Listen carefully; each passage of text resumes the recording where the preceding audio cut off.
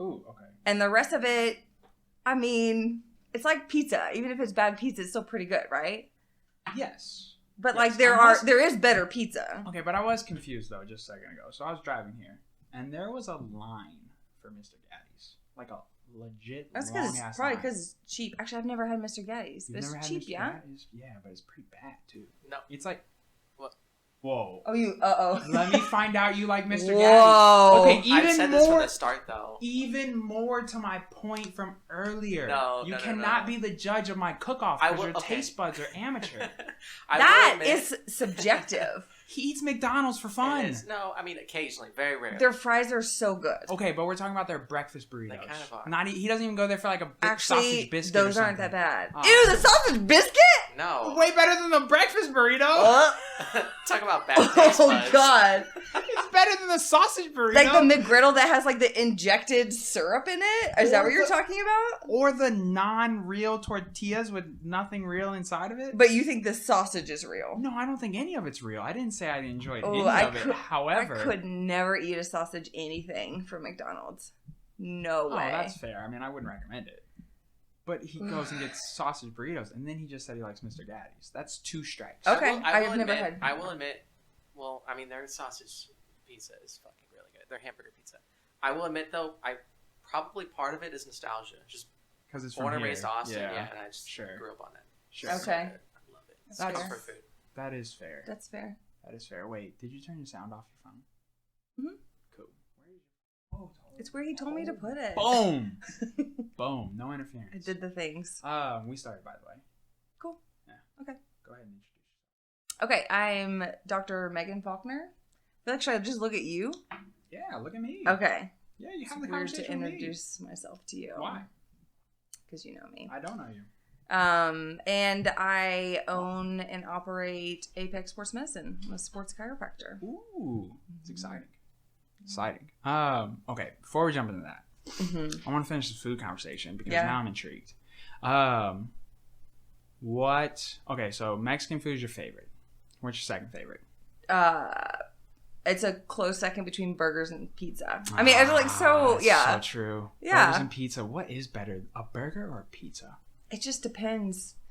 This is what I like. I like variety. The reason why I like Mexican food is because let's say you get a plate of fajitas. You can literally make basically all the options they have on the menu within what they give you. That's true. I like options. That's so true. Everything can taste a little different.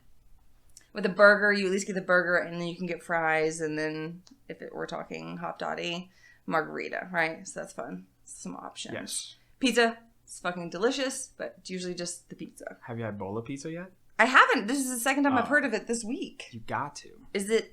Where is it? So they sell them at like small local places. It's frozen. Yes. So they sell.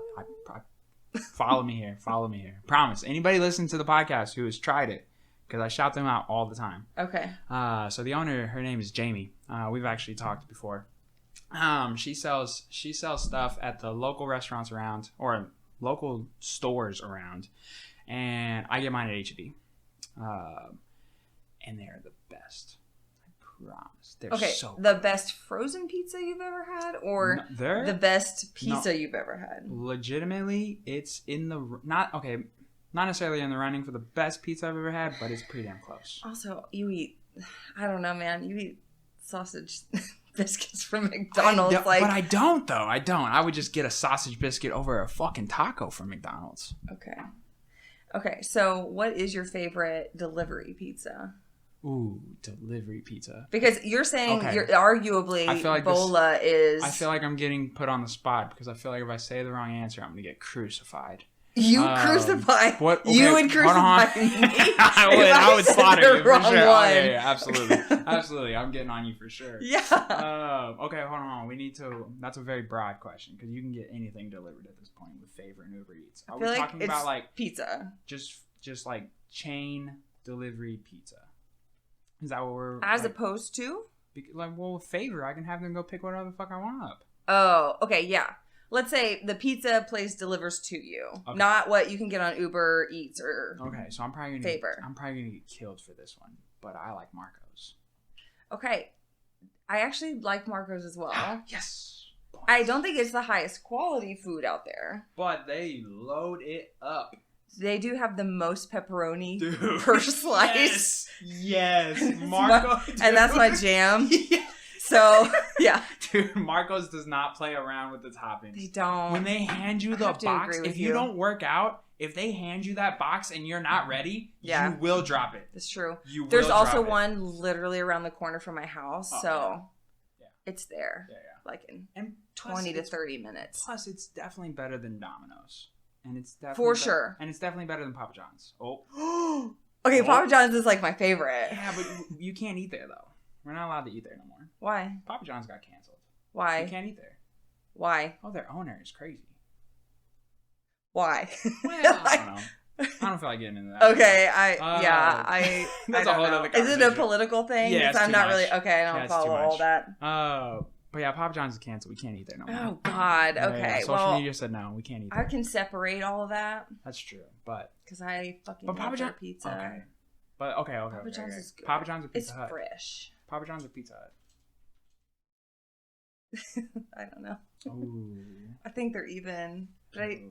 really like the garlic sauce from Papa John's. That's what makes it. That's true. The garlic. But Pizza Hut has this like pepperoni lovers. You just have to have a lot of pepper. For me, it's the pepperoni. How much pepperoni are you putting on my pizza? And I'll order from you. Pineapple or no pineapple? No. Oh. No. That was such a quick response. No. No? Thank Neither? you. No? See, this is why I can't trust his taste buds. This is why by the way, you're in the minority. No, well, For majority of this conversation. Maybe in this room. Yeah. Okay, look. Pineapple definitely goes on pizza. Hawaiian pizza is amazing. To you. And to people with adequate taste buds. To some people. So no pineapple. I'm just not friends with that those was just people. so quick. Well, you're doing the podcast. Yeah, I know. That was such a quick response. Like that was a. I just kind of knew it was coming, and Damn. I'm just not a fan. I don't like it. I like my sweet and my savory separate. So just pepperoni's your favorite. Yeah, I like pepperoni's my favorite. Like pepperoni jalapeno or love that. Okay. Banana peppers. Love. Oh, okay. See. Okay. Mm-hmm. There's no pineapple. No. What about Asian food? Like pho? I mean, I feel like I've had it like once. What? Yeah, I don't know. Well, I guess you are from Georgia. That makes sense. I'm sure there's not a lot of Actually, you're right. The first time I had it was when I lived in Portland, Oregon. Okay, so, yeah. I'm sure there's not a lot of Asian spots in Georgia. There's actually really good Chinese food. The best Chinese food I've ever had is still in Georgia. But, yeah, definitely didn't have. It's pho? Is that how you say it? Pho. Yeah, no. No. Huh. It's like a soup, right? You like soup? I do like soup. I just don't go out. I don't want to go to a restaurant for soup. I don't know. But it's not like you're going out for tomato soup. Like you're not going to Jason's Deli and getting a tomato soup. Yeah. It's completely different. Like you're getting ribeye in there. Yeah. You're getting noodles. You're getting all that collagen from the bone marrow. It's delicious. You lost me at bone marrow. What? Listen, I'm open-minded to it. It's just that I guess I just no experience. Right. One experience. All right. I'm going to take you to get pho. Good pho. Good pho, though. Okay. There's some bad pho. We'll get good pho. I imagine there's a lot of bad pho. To me, being white, there's really no bad pho, just because I don't really know any better. Yeah. But I do know good pho, though. I feel like it has to be good because like to go out and buy a soup, to me, it has to be pretty fucking great. It is pretty. It is. Okay. It is. You get the. I mean, I will try it. Get that ribeye, and then the broth cooks it because they give it to you raw, and the broth cooks it. See, but like then I have to wait. So they bring me my food, and I have to wait. No, it cooks it instantly. The second you submerge it into that broth, boom, ready. Okay. To eat. I don't know, but then it's like not crispy on the outsides of the meat. You know what I'm saying? I don't know. Sounds like it'd be like slippery, wiggly. No. Okay. It's tender, juicy. It tastes like All right. brisket. Think of brisket. It tastes like brisket, but without the crunch. But there's crunch. on Okay. the brisket. Look. Let's move on, okay? I know. Okay, Doc. What I said is I'm open-minded Okay. to trying pho. Sushi or no? Yes. Ooh, you hesitated. Yeah. Occasionally, yes. Man, I would eat sushi, pho, poke every day if I wasn't broke. Because that'll make you go broke. Yeah, that's for sure. Yeah. Yeah, Like, I like it occasionally. Poke is think poke is my favorite. Yeah. Have you had it? Yeah, I've had it. Yeah. All right. Okay, Let's I'm get not a huge seafood person. Okay. You're gonna lose That's me fair. here. Yeah. All right, that's fair. I like I'm not a king big- crab legs. I'm not a big That's cooked about it. seafood person. I'm Is not that a weird? me either. No, it's not because I really only like I'll eat sushi, almost all the types of fish, Yeah. but I won't eat any fish cooked. Yeah. And then I'll do crab legs. Okay. Those are the things I like, but That's other than fair. that, I don't like anything else.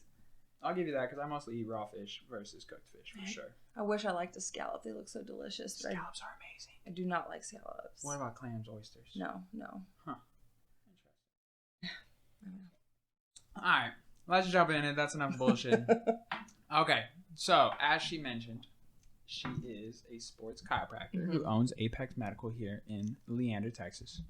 I've been going now for about 2-ish months, and I feel much better, I must say. So thank you. Good. Even though it's like thick boy summer right now, but I feel better nonetheless.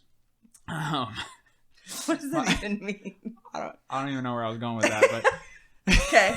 I just wanted to get that out there. I'm really glad you feel better. That's awesome. I do really actually feel better. Yeah. So I have deadlifted, even though you yell at me anyways.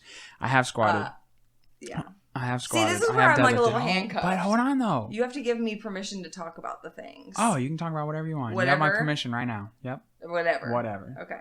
Yeah, I'm not. Yeah, he goes against my advice. That's not true. Yes, you do. No, because going deliberately. So okay, a little bit deliberately. Yeah, so I don't yell. I bring the logic, and he doesn't like hearing it. That's not true. Well, okay. To be fair, I do what you say though. Just not that part. You can't. I'm not gonna. So you do some of the things. I do the things that. Yeah. I do what I'm supposed to do, exercise wise. Okay. However, I have an addiction, and it just can't be stopped. That's why I feel the way that I feel. I mean, that's why I hurt all the time, anyways. Because I'm pretty sure my thumb's broken, and my wrist is extremely swollen. Extremely swollen. Punched somebody and. Well, no, this was catching a kick. Yeah. And the thumb was punching somebody. I caught their elbow. I don't know. It was an addiction. Just too much fun. Working out's too much fun. Yeah, I mean, like, obviously nicks and bruises and stuff like that every once in a while. Yeah. That is to be expected. Spine? That's not, yeah, so that's where we disagree. So this is where you That's take where we over. depart. This is where you take over. So Yeah. okay, first, what got you interested in this? Yeah, so I guess so I was thinking about this the other day because I feel really lucky. One of the things that has been figured out in my life is basically what I wanted to do. Okay. And so I danced when I was younger. I danced all growing up, and I was just always fascinated in the way that the human body moves. And so you have to be really in tune with your body, and you have to understand how to move, especially if you're doing ballet. And is that what you did specifically? What kind of ballet, and jazz and point, all like competitively when I was younger. What's point? So point is when you see like a ballerina up on their toes, like. Wait. That's a different thing than ballet? Correct. It just depends. It depends on your age, and then if you're like advanced enough to go into point. Your foot you have to be a certain age because I still think it's too early now that I know what I know. Sure. But you have to wait till you're a certain age, and then they'll put you in point shoes and a certain skill level before they'll put you in point shoes, and then you start learning how to go on point shoes, which are different shoes than ballet shoes. Interesting. Are they still ballerinas, or are they pointerinas? Just everyone's a ballerina. Okay, so they're all still ballerinas. Okay, they're all still ballerinas. It just depends. Yeah. I thought we were mislabeling them all this time. No. Okay, still ballerinas. They're properly labeled. Okay, cool. Yeah. Okay, just making sure. It just depends. Yeah, basically, once you get up to a certain point, all ballerinas are in point shoes. No pun intended. Yeah. What's the pun? As you get to a certain point. Oh, yeah. Nice. Sorry. I'm sorry. Okay. Good catch. Dancing. And then. Yes. So, anyways, I was just always fascinated with the way that the body moved. And then I did in high school and college, I did like dance team. So still dance, but in a different setting. We did competitive dance team. Yeah. I don't know if you've ever seen on, like, sometimes they show it on... well, I did go to college, Doc, so... But they don't always have a competitive dance team. We had a competitive dance team. I have no way of knowing that. Well, no, I'm saying I got you. So sometimes they will show it on ESPN, like, competitive dance team. But anyway, so that's what we did. And then, so I was like, okay, well, I want to work with athletes. I want to work with people who move their bodies, and I want to do physical therapy. Okay. So I went all through high school. All of my classes were geared towards that. All of undergrad was geared towards that. Everything was science-based, and I had a badass resume, and I did, even in, like, undergrad, I did research projects with, like, the professors of the grad school program I wanted to get into, and then I couldn't get in, like, at all. So I tried for a year, and I got waitlisted on a couple places, and I had, like, good grades and good test scores. Everything was good. And then I waited a year and just, like, kind of served tables, made money or whatever. And I tried again. I still couldn't get in. What do you think it was? I don't know. Maybe the universe telling me that's just not my path. I don't know. Because, it just wasn't maybe good enough. I don't know. It's not that it wasn't good. I think I had like a 3.5 or a 3.6. Okay. So it's not bad, but it's not a 4.0. So average. Yeah. Is that average? Maybe it is actually. It was definitely. I'm sorry. Definitely average going into or trying to get into physical therapy school. Okay. So I don't know. I think they wanted like a little bit like in physical therapy. You also want a mix of experience, and I had worked in a physical therapy clinic, but just the one, which I thought was enough, but it's not. So you have to do. So they want you working at like multiple different physical therapies? To basically learn how to be a physical therapist before you get into physical therapy school. Gotcha. It is really tough. It's tough to get in. Okay. So I was like, okay, well, like, fuck, what am I going to do my whole life? Like, all the way up. I was like, what am I going to do? Yeah, this is what you wanted to do. This is what I want to do. This is what I was going to do. You've gotten rejected twice. Rejected twice. And that was basically like a year, right? So got rejected, waited a year, got rejected again to a couple of different schools. Or got waitlisted, and then that just never came through. And I was like, okay, well, I'm going to go back and keep kind of beefing up my resume. So I decided to shadow one of my friends' new chiropractor. And so I went into his office to shadow because I was like, it wouldn't hurt. Like, let me just get a different perspective, and it's still going to look like different experience on my resume. And I remember I sat in on someone's first visit, and I saw it was like this grumpy old man, and he walked in. He was pissed. His wife sent him in. He didn't want to be there. He didn't believe in it. Nothing. And this chiropractor did stuff that's a little different than let me repeat, way different than what I do now. But he still did like hands-on assessing everything. And the guy, when I saw him get up from the table, I just saw everything about him change. Like his complexion changed, his posture changed, his attitude changed. And for me, it was so different than anything I'd ever seen when I worked in a physical therapy clinic. Now, that doesn't mean that physical therapy isn't amazing, because I refer to some amazing physical therapists in the area. If I can't figure the issue out, I will refer out to physical therapy. So it's not, it might have just been my experiences, right? Sure. Of that field where I worked. But this was a very unique, individual, specific experience, and it kind of changed my life. And so I was like, well, shit, this is amazing. And I started looking into everything that chiropractic was, and realized I could do everything I wanted to do. I could get my doctorate degree. I could work with athletes. But even better, at least at that time, chiropractors are what's called direct access providers. So that means that you can walk into any chiropractor and they can diagnose, they can treat you that same day, they can send all that into billing, and you don't have to get like a referral too. Sure. And so I was like, well, this is all amazing. And so that is when I decided to start I wanted to go to chiropractic school. Okay. So basically from there, I found the school I wanted to do, which also had a master's in sports medicine. So you would do your doctorate during the day, and you do your master's at night. Ooh. And you get to work on all of your chiropractic patients, you know, whenever you hit that phase in school during the day, during the clinic. And at night, when you're doing your master's, you work on all of the athletes at the local high schools. And oh God, I worked on cowboys, rugby players, volleyball players. I saw all kinds of shit when I was in school, which was really cool. But you did that like at night and on the weekends. So I got this amazing experience. So anyways, they had that program and I was like, well, I'm going. So it took me a month to get everything in order. And then I sold everything I owned except for what I could fit in my car. And I moved from Georgia to Portland, Oregon to go to school. Okay. So that's how I drove all the way up there. And I drove there. You make a trip out of it or just drove straight? Oh, hell yes. Yeah. Yeah. So I took 10 days and Okay. I drove across like all of the southern states, and then I drove up like Up what the is coast. it, Highway 1, like the coastal highway, Yep. as much as I could, and then you go into Portland. Nice. But yeah, it was an amazing Yeah. trip. Yeah, I've done that a few times. It's fun. it's really beautiful. Yeah. It's a fun It time. was a good time. Yeah, Stop at the Grand Canyon. I did not. Didn't make it that far, huh? No, I spent like a couple Yeah. days, and my family was all. I mean, I was born in Texas, so even though I grew up in Georgia, like all my family's here. So spent a couple days there. Spent a couple days in Vegas. Okay. Gotcha. Including New Year's, which was fun. Gotcha. And then a couple of days in LA because I had a friend there, and then went up. And so when is this timeline wise? What year? This was 2012. Okay. So Oh 20. my God. Yeah, I think that was 2012 because then it took me 2012 to like, yeah, that's it. So 2012. 2012, you're going to chiropractic school. Mm-hmm. Okay. And you have your master's at this point? No. My Okay. undergrad degree. Gotcha. You can go as long as you have, your prerequisites. You can go right into chiropractic school. Okay.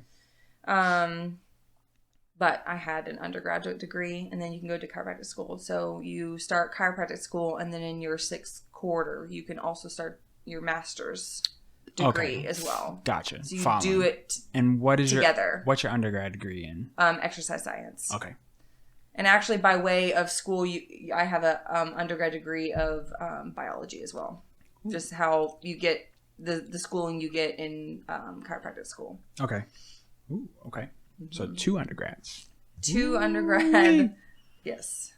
Okay. So now we're in Oregon. So now Portland, we're in Oregon. Oregon, We're yeah. going to school. Yeah. Now what? That's it. It's the hardest thing I've ever done. I don't think I could go back through it. I Like, don't think. How long were you there? It was 4 years. 4 years. Mhm. Okay. Ish. Like 3.5 years, I guess, once I finally moved out of Oregon, it was about 4 years. Okay. So it's 12 quarters. Mm-hmm.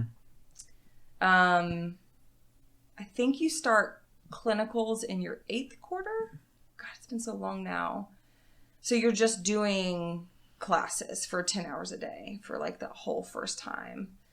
You start your first day in palpation class. Mhm. That's the most awkward thing. What's that? Like, Explain it. so palpation. So you walk in, and that's when you just start feeling up all of your classmates. That's Oh, what there you happens. go. Yeah, that's That's a it. good- You just that's a walk good in. class. Yeah, it's not. It's No? so awkward. Oh. So obviously, so when you come into my office, it's natural because I've been doing it so long. Because all the awkwardness of touching another human body, like you can't imagine the things that go the behind the scenes of knowing how to touch someone, what not to Sure. do, what not to say.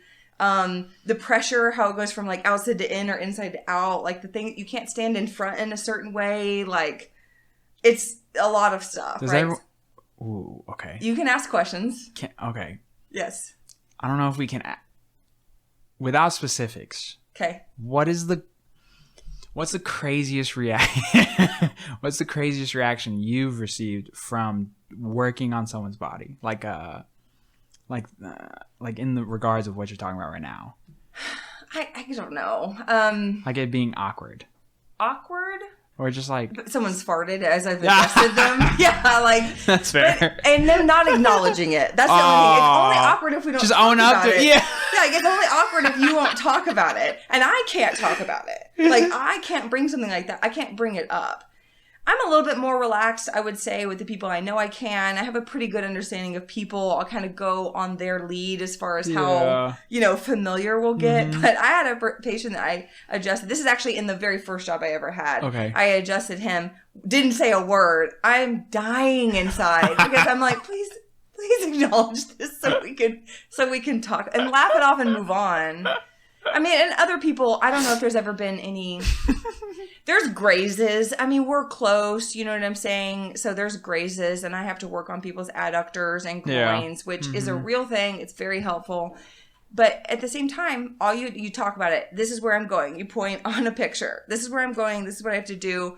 You have to move, this tissue aside. And it just is what it is. Sure. So I think that I've mastered the art of not letting it get awkward, because also, like, if you happen to graze, you just say, "Oh, I'm so sorry, I didn't mean to do that," and you move on, because if you can't, it's not a thing. Like, it is what it is. It is what it is. It's not a thing. I'm not trying to. I'm not embarrassed. Yeah. You might feel uncomfortable for a second, but I'm going to address it, and then we're going to move on. Yeah. So, all the awkward stuff happens that first day. So I don't know you, right? So I'm moving across the country. So very first, I walk in so first day. So how do they start this? How do they start this off? So you walk into class. You're in soft tissue palpation class. Like, you're going to palpate people. You walk in day one. Yeah, day one. What do they say? All right, feel them all up. Let's go. Free for all. Boom. The professor walks in. They pick a person. He's always the doctor of chiropractic, and he picks someone, and you sit down, and then he palpates while you're in front of people, right? And he shows them where to go. You have a list of the things you're trying to find, and then you break up into small groups, and then you go, and then you take turns feeling everybody up. Just and everybody. You don't know your classmates at this point because it's day one. Yeah. So eventually you get so comfortable, it's not a thing. Yeah, I was about to say, that's a pretty good way to just that's how you get break it all the out ice. of the way. Yeah. You're like, get it all the way. Touching like all the things. Yeah. Coccyx. Yeah. Let me get that psoas. Come here. Yeah. Oh, all right, we're best friends now. Yeah. So that's okay. Yeah. So that's some of the most awkward. It makes sense to me. But you have to get over it, right? So it's like you just sink or swim. That makes sense to me. Jump right into that. I mean, if you can't do it at that moment, then you probably are in the wrong class. I don't know if I would say that, but I would say that, if you can't get used to it, that is a problem. I mean, that's what you're going for, though. Like, going to touch people. You went to chiropractic school. Did you think that you weren't going to have to touch somebody? Like True. that? I mean, that seems pretty... But did you think that you were going to have to touch people that intimately? Yeah. I don't know. I don't know if it's like a reality where you're like, oh, we're like doing this. I don't know. I guess maybe because I get worked on, maybe it's not. Like, you understand now how detailed it is, but I'm just saying, put yourself in a perspective where you had to walk up to a complete stranger and palpate every single little bump and nook and cranny of a bone as it, like, the whole thing, It's super detailed. Yeah. Okay. Yeah. All right. Maybe you're a born chiropractor. Maybe. I don't know. I think it's cool. I agree. Yeah, I don't think it's weird. I think it's cool. I agree. I think there's an awkwardness that dissipates super quick. Yeah. And then you get over it, and I've never been awkward with it since. Yeah. Like, even if I've touched things I shouldn't touch. It's just not, it's just a thing. It just happens. That seems fair. It's just an occupational hazard. Okay, so you're there for 3.5 years. 3.5 years, yeah. You say this is the hardest thing that you've done. For sure. What makes it so difficult? Like, what made it so difficult to you? It's just well, on every aspect, it's the hardest thing. I think it's physically demanding. You have to sign your body away basically to the process. So you're getting touched and palpated and adjusted and soft tissue, and you're getting all of that every day. And the thing that sucks about that is you're also sitting all day. It's the worst my body's ever felt is in chiropractic school, even though I'm getting all that work done. Okay. Yeah. It's part of what I want to talk about in the future, or like in a little bit about like types of chiropractic. So chiropractic, as far as the actual chiropractic adjustment, it's designed to increase mobility. So you think about getting adjusted every day of your life, all that mobility combined with sitting all day and getting just super unfit. Counterintuitive. Super unfit. They're just like no muscles. They're just combating each other all day long. Yeah, everything's loosey goosey. Nothing is like so it's definitely the worst my body's ever felt. It's physically demanding in that way. It's just emotionally demanding because you're just not sleeping. It's a fire hose of information. You're taking boards like every year to like, God, I remember there was one semester or quarter, they call them quarters, where I think I might have had 20 finals. I had like four finals a day. What? In the finals week. It's asinine. It's how do you crazy. have 20 finals? Like, how many classes is that? I mean, you have like 20 classes. Wait, but... Part of it was because I was also taking extra courses at night, right? So I was taking extra courses in the master's program. But you for your exercise science. Sports medicine. Sports medicine. So for the master's class, we did classes at night, and I was doing my regular ones during the day. But you can have that, and maybe you only have that one class for 1 hour a week, right? But you can have up to, easily 20, easily. 20. That's wild. Yeah, that's a lot of classes. It's a lot. That so is it's a lot of information. Why'd you do all that? I don't know. That's Actually, crazy. it is truly like what I'm meant to do. It's like what I'm put on this earth to do, at least in this moment. You just enjoy it. So I know, yeah. Sure. We had people drop out all the time. So you're like in school and people are dropping out. They're like, I don't want to do this. Some people couldn't make it through. There's 9 months. You take you and 6 other people, have a cadaver, and you take it from a whole person down to like every single detail. What's a cadaver? It's a dead person. Whoa. Yeah. Ooh. That's the first 9 months of your school also. Oh, wow. You go right into that. Yeah, so they're trying to weed you out at the beginning. Yeah, they're definitely some of the hardest classes. So right off the bat. Yeah. So you and 6 other people and this human body, this person, you're learning every inch of this body from outside in for 9 months. And some people can't make it through that. Well, yeah, that's definitely new. Yeah. If you've never seen a dead body before, it's kind of creepy. They were sitting there telling the first day, they're like, at least one person faints during the first day. And I'm like, oh shit, I'm a fainter. So I was like, oh no. They're like, but did you faint though? I didn't. Okay. I did not. Because I knew they're like, keep your knees soft. And, and I was like, so I'm up against like the wall and I'm like, knees are soft. I'm breathing. Like, I'm trying to get ready to see this dead body. And they see it and I'm like, okay. And they're like, wait. I'm like, okay. Like, I'm fine. But I was like, oh, for sure, I'm the fainter, It's so embarrassing. Because that is also one of the classes you have in your very first week. So you don't know these people. Yeah. I was like, oh, for sure I'm going down. But I didn't. Yeah. Anyways. Sounds fun, though.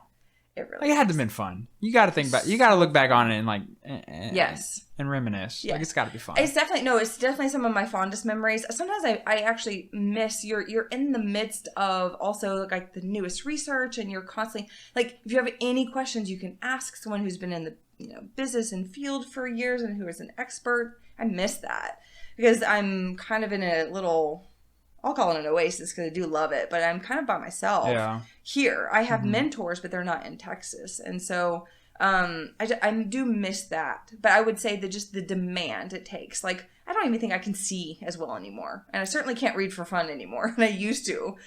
I just can't do it. Like, it just wears you out. Wait, so what do you mean you can't see? Like, my eyes don't work as well. There's so much stress from all the reading. That's wild. Yeah. It's a lot. I know. That's interesting. So your eyes don't work as well. So you're in Oregon. Yeah. Where'd you move afterwards? Did you come here? I moved back here. So I moved from Texas when I was 5, and my immediate family moved to Georgia, and then I was there for 20 years. So that's where I would say I grew up. But my whole family for generations is from Texas. Okay. And we're close with the family in Texas and everything. We would go back every year or so. But I moved from Georgia to Portland. Well, when I was in Portland, my family moved back to Texas. And I was like, well, hell yeah. Like, I'm going to die in Texas. Like, I always knew it. I love Texas. And so when I was done, I tried a couple of jobs. I had a preceptorship. That's one thing I wanted to actually mention. So in your final quarter, if you get all your stuff done in school, in chiropractic school, if you get all of you hit all of the adjustments you're supposed to do, you get all your prerequisites done, you get to do what's called a preceptorship. So it's an internship. Okay. And there was a doctor who taught sports medicine in my master's class, and he is a sports chiropractor. And what I mean by that is there's like actually special certifications you can get from having done that sports medicine master's. So it gives you all the groundwork to get certified in like higher sports chiropractic. So I did all of that, and he was one of my teachers in that. And he then was also, it's the highest certified sports chiropractor you can get. You're a board certified sports chiropractor. And that's a whole nother like mountain in itself. It's gnarly what you have to do. But anyways, he taught in one of the classes, and he taught in that class like this assessment. I actually did it on you. All right. He taught that. Okay. The muscle testing. And it's not muscle testing in some of the sense that chiropractors do. It's more like a functional movement pattern test, where I'm testing yeah, like, okay, hip flexion. But like, what are the muscles involved in hip flexion, and can you hold it? And what breaks when we're doing that muscle test? Do you remember what we were doing, right? Yep. So he taught me that. And I was like, well, I want to learn from him. So my entire last quarter, I was in his practice, sitting there watching, soaking in everything that he did. And I have to say that is what changed. I always knew I wanted to work with athletes, and I always knew I wanted to do soft tissue. I loved that. But he changed my whole, like, the whole rehab component of my life, and like understanding what the movement aspect of it, like, or really just understanding. I always had a love for movement, but understanding how that would apply to how I could treat my patients in the future. And so he changed my life. So I tried to get a job with him, and he just didn't have an opportunity at that time. And so then I decided to move back, because I had to move back in with my parents, which really sucked. You're like, I'm a doctor. I'm living with my parents until I get a job. Because you also have to get licensed in whatever state you're working in and all of that stuff. So I moved back to Texas. But I loved it. My family was here, so. It helps out, too. Huh? There's nothing wrong with that. No, there's not. Yeah. Living rent-free. Yeah, that's true.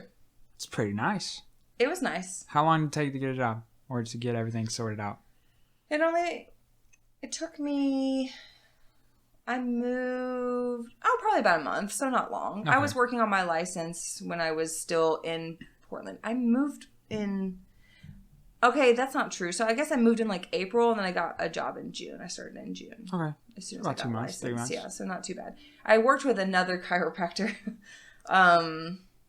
as his like rehab tech, while I was waiting to get licensed. So I had a job, but I was a rehab tech.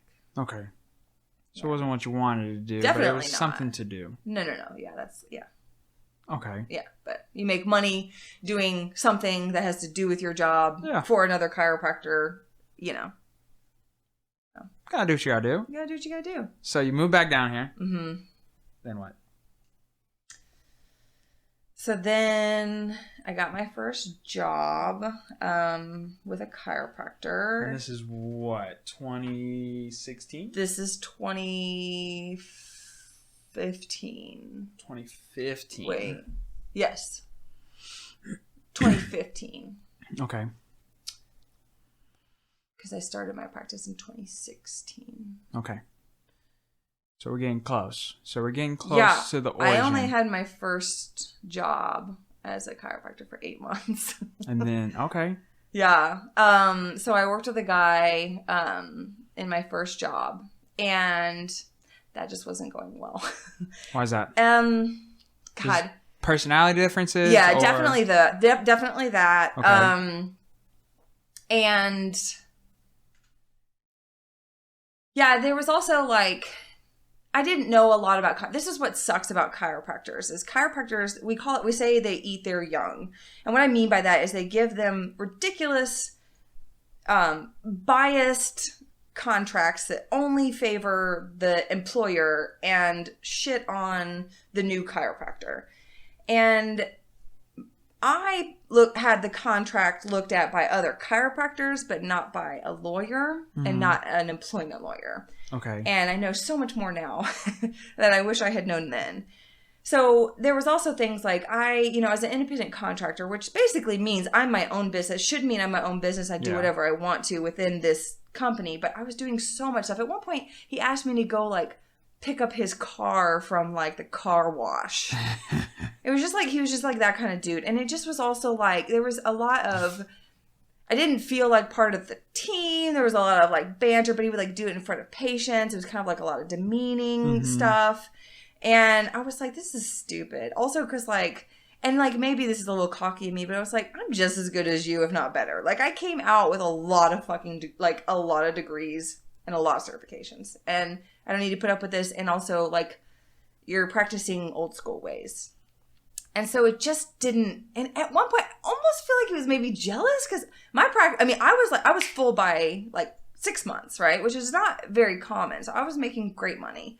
But anyway, so we ultimately had a disagreement on the contract or what the hours I was going to work, which in the contract, it said that we had to agree on the hours. So we weren't agreeing. And at one point he just gave me the ultimatum and he was like, you work these hours, I'm going to find someone who will. And I was like, well, I need the weekend to think about it. And that motherfucker fired me over email over that weekend instead of giving me the weekend. So this is the first time, by the way, in my entire life I've ever gotten fired from. So he was extra salty. She was super salty. It's the first job I've ever gotten fired from in my entire life. And I've had a job since I was like 13, 14. And it was my first professional job. And I was like, well, shit.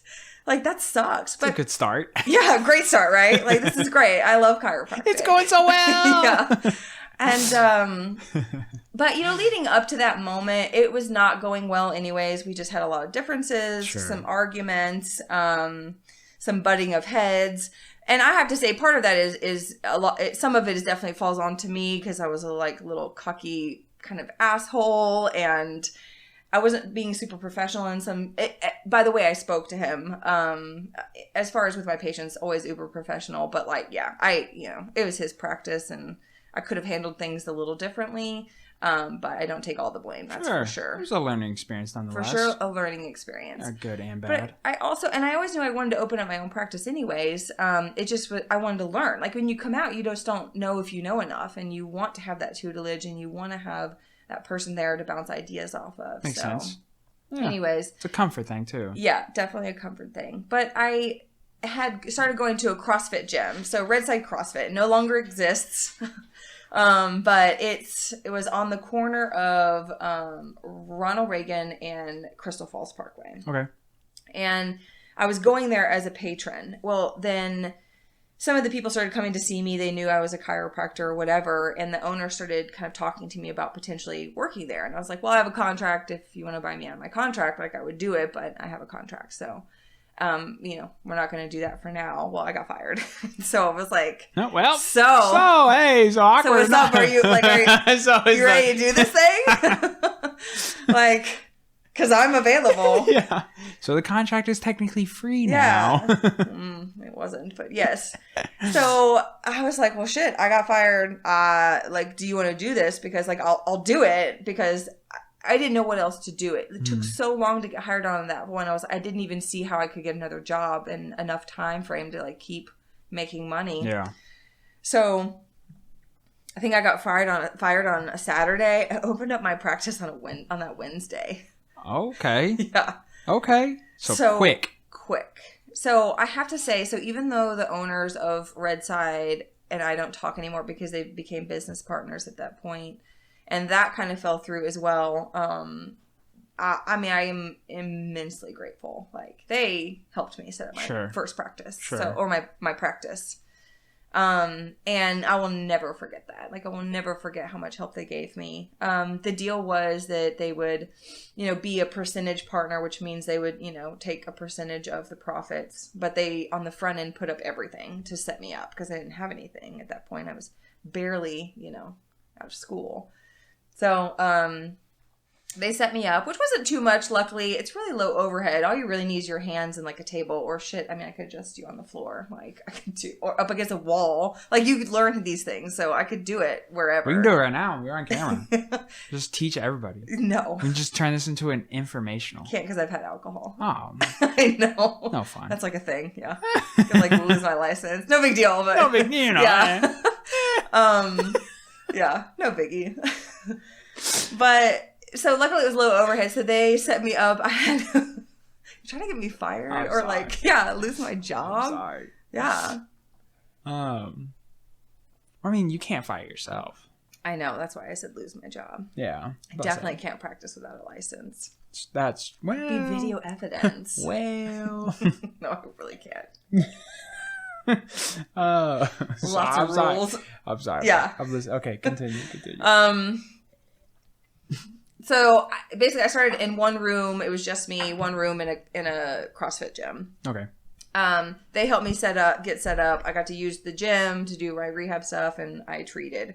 And I was already seeing a ton of people from that gym, so it just took off. I mean, just up and running, and it was good to go. Yeah, it was done. Yeah, 4 days later. Yeah. I mean, yeah, crazy. And then just hit the floor running. And then I just started. Didn't have any other option. My parents are like, "You can't do it. There's no way.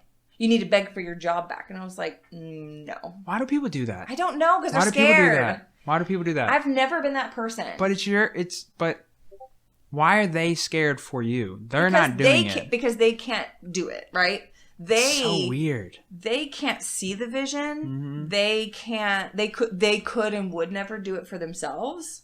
So they can't imagine that you could do it, right? It's just such a weird mindset, though, because I think it's a common mindset. But it's weird, though. Tell the person, "Fuck yeah, go do it." Well, okay, so that's my parents, right? So that's how my parents are. Yeah, yeah. Unfortunately, but most people are like that. But a lot of people are like that. When you tell somebody like, "Hey, I want to do something," they're Yeah. like, "Well, what if this happens?" Right. Okay, bitch, that's not what I asked for. Right. Just say go. Just do Yeah. it. Just say do it, because shit's gonna happen no matter what you do. I think people are trying to maybe be helpful and they want to be supportive, but there's a limit on it because they're also coming from a place of fear. Yeah. So the fear is what is cloaked, right?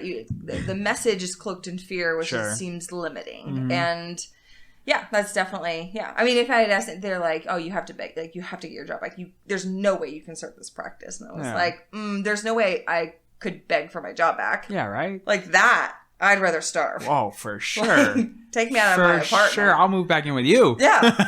I would rather do anything else. Yeah. Like, that's not a good place for me to be. It was already not a good place for me. And you weren't enjoying it anyways. No, I hated it. Yeah. Hated going to my job. Terrible idea. So I was like, well, cool. I'm still going to do it. This is happening. Thanks for the advice. Yeah. Now I won't talk to you about it anymore. I'm just going to do it. Yeah. All right, so you won't be in the loop. Yeah. So. See you Thanksgiving. Yeah, exactly. Love you, bye. And of course I was scared. I mean, my God, the whole time. I'm Absolutely. like, well, shit, this is the only thing I can think of to do. My only thing is pivot, do this, and then just get a list and just like work through the list, right? Even though you're like underneath scared, you just do the thing, right? Sure. So I did. And it was really successful. Actually, my best friend had a yoga studio there, Muladhara Yoga. And I met my weightlifting coach now. She was the weightlifting coach there too. So we were all there as a part of that era. One of my other like best friends was also a coach there. So I met a lot of amazing people. Like I said, I mean, I'm eternally grateful. Like that's what started Apex. Yeah. He helped me come up with my logo and the name. Like, it's great. It's great stuff. And everything stayed the same since? Like, has there... Nothing's changed. So it's been Apex since the jump? It's Apex from day one. Okay. Yeah. I'm going to change the logo at some point, but I don't know. Not yet. Yeah. Maybe at 10 year or something like that. Yeah. It's a little too long and wordy, but anyways, sure. I don't know. Maybe they'll see at some point. But I was telling him, though, like, at the end of the day, it's just a logo. Yeah. It is, but you want, like, when you're driving up on the monument, you're like, that's a lot of words. You can't see it. You want something to be like recognizable, and then as you get there, you can like read the rest of it. Yeah. I mean, I agree. Yeah. But yeah. That's fair. It's fine. It's fine. It's fine as it is. Yeah. And I'm always looking to improve. So. Of course. I think it looks good though. It does look good. I like it. Apex Sports Medical. No, I know it's clean. Seems pretty straightforward. Yeah. Like if I'm driving up. Apex Sports Medicine. Medicine, excuse me. It's like I drive up and I'm like, oh, I bet you I know what she does. Yeah. I mean, it seems pretty straightforward. It does. Huh. But there could be like an emphasis on like the apex or the A. You know what I'm saying? Like a thing that catches the eye and then you read the rest of it. Yeah. Anyways. But I've got ideas. Yeah, that's fair. Yeah. Yeah. I like it. So we're going to spaz it up. So. Okay. Moving on. Moving on. Yeah. Keep rolling. Alright, I'm not drinking no more. Dude, we've almost I've almost killed the bottle. Fuck. Nice work. Spaz. Is that a word? Spaz it up? Is that a thing? Spaz is a word. But that's not the... I think you meant jazz it up. Yeah. I think I did mean jazz it up, but that's close. Z's and Z's. S sure. and a J, you know. Whatever you want. It's close. Yeah. Yeah. One seems a little more intentional. Yeah, the other. That's true. So we're gonna jazz it up. Yeah, we will. We'll jazz it up at some point. We're gonna jazz up the logo. Okay. Yeah, I like it. We will. I like it. Jazz it up. Fuck it. Jazz it up. I will. Yeah, make it eye catchy. Yes. Yeah, so that way when someone's driving by and they're like, "Damn, my back hurts," and they're like, "Oh, fuck yeah, look at that sign. Look at that. Boom. Yeah. Pull in. Ideally. Walk in. Sorry, we're booked. Oh fuck. That's true. I was about to say, ooh, we don't do walk-ins, guys. Yeah, right. Sorry, you gotta like schedule that shit. That's legitimately what's going through my head though. When you say like make it like eye catching, and I'm like in my head I'm like, but But they can't. But okay, so what I mean by that though is I mean like so if you see it on like a piece of clothing or a sticker or merch. on the back of a shirt from an event we did, Okay. that's what I mean. Okay. Like just a little bit more recognizable. It's Okay. recognizable now because you Mhm. understand like the shape, but you can't see the words unless you're up on it. I see what you're saying. That's all. I see what you're saying. So you want to sell some merch? Yeah, for sure. Ooh, okay. For sure. Okay, I see it. Yeah. I see it. I respect it. Yeah. Okay. So Yes. you started on a Wednesday. Yes, so we started on Wednesday. Business starts rolling. Yeah, business is good. And then it's and then that motherfucker. So in my contract and all contracts that are chiropractic, there's a non-compete, right? However, before I opened up my practice, I went to an employment lawyer and I said, "Hey, this is my contract. Can I get out of it?" And he's like, "This is a ridiculous contract." He's like, "It's not You gonna." met with a lawyer in between Sunday and Wednesday? No. I already Okay. knew things were not going well. I met with him after he gave me the ultimatum. And I was Okay. like, well, you know, if you Gotcha. give me an ultimatum, I'm going to look and see what other options are out Gotcha. there. And so I started the talks. We had already been in talks, me and the gym. And so I met with an employment lawyer and I was like, hey, you know, like, what does this contract look? Can I leave? Because he had to pay like a certain amount of money if I left within this time or within this time. So even though Texas is an at-will state and you can quit whenever you want to, there's still like this contract said I couldn't leave within a certain amount of time without paying a ridiculous fee. And so I was like, that sucks. And so the lawyer's like, he's like, this is a shit contract. This won't hold up in court. He's like, go practice. Because the gym was within like 4 miles and mine was like, or let me rephrase. I think it was like within 5 or 6 miles. And my contract was 10, which is still too wide of a berth for a place like Austin because, you know, there's chiropractors on every corner. But anyways, and he's like, set up right next to him. He's like, build a bigger sign than him. Like, this isn't going to hold up. And I was like, fuck yeah, I'm doing it. And so then I do it, and he sends me he must have got a piece of mail. I don't know how he figured it out, but he sends me a cease and desist. And so then I'm like, well, I'm not going to cease and desist. And so I send it to the lawyer. I'm like, what the hell? Like, what do I do this? And they're like, yeah, just don't respond or whatever. So I don't. And so then he like full on like sues me for a breach of contract. And I'm like, shit. So I have to go through. I get the lawyer. Huh? What a bitch. What a bitch. What a bitch. How are you going to fire? Thank you. Yeah. Now, what a bitch. Now I'm fired up. Yeah. But for real, how are you going to fire me? And then sue you. And then sue me for trying For to being do the successful. only thing. Well, trying to do the only thing I know how to do. I'm scrambling at this point. Yeah. I'm a new grad. I have zero money. Yeah. You barely gotta pay the bills. I barely made money. I think that first year I might have made like 20 grand as a doctor. There by you the go. way. Yeah, That's a good start. it is not a good start. Oh, Mr. Gat. You can It's a afford Mr. shit start. Gatti's. Yeah. Get some Marco's pizza. Yeah.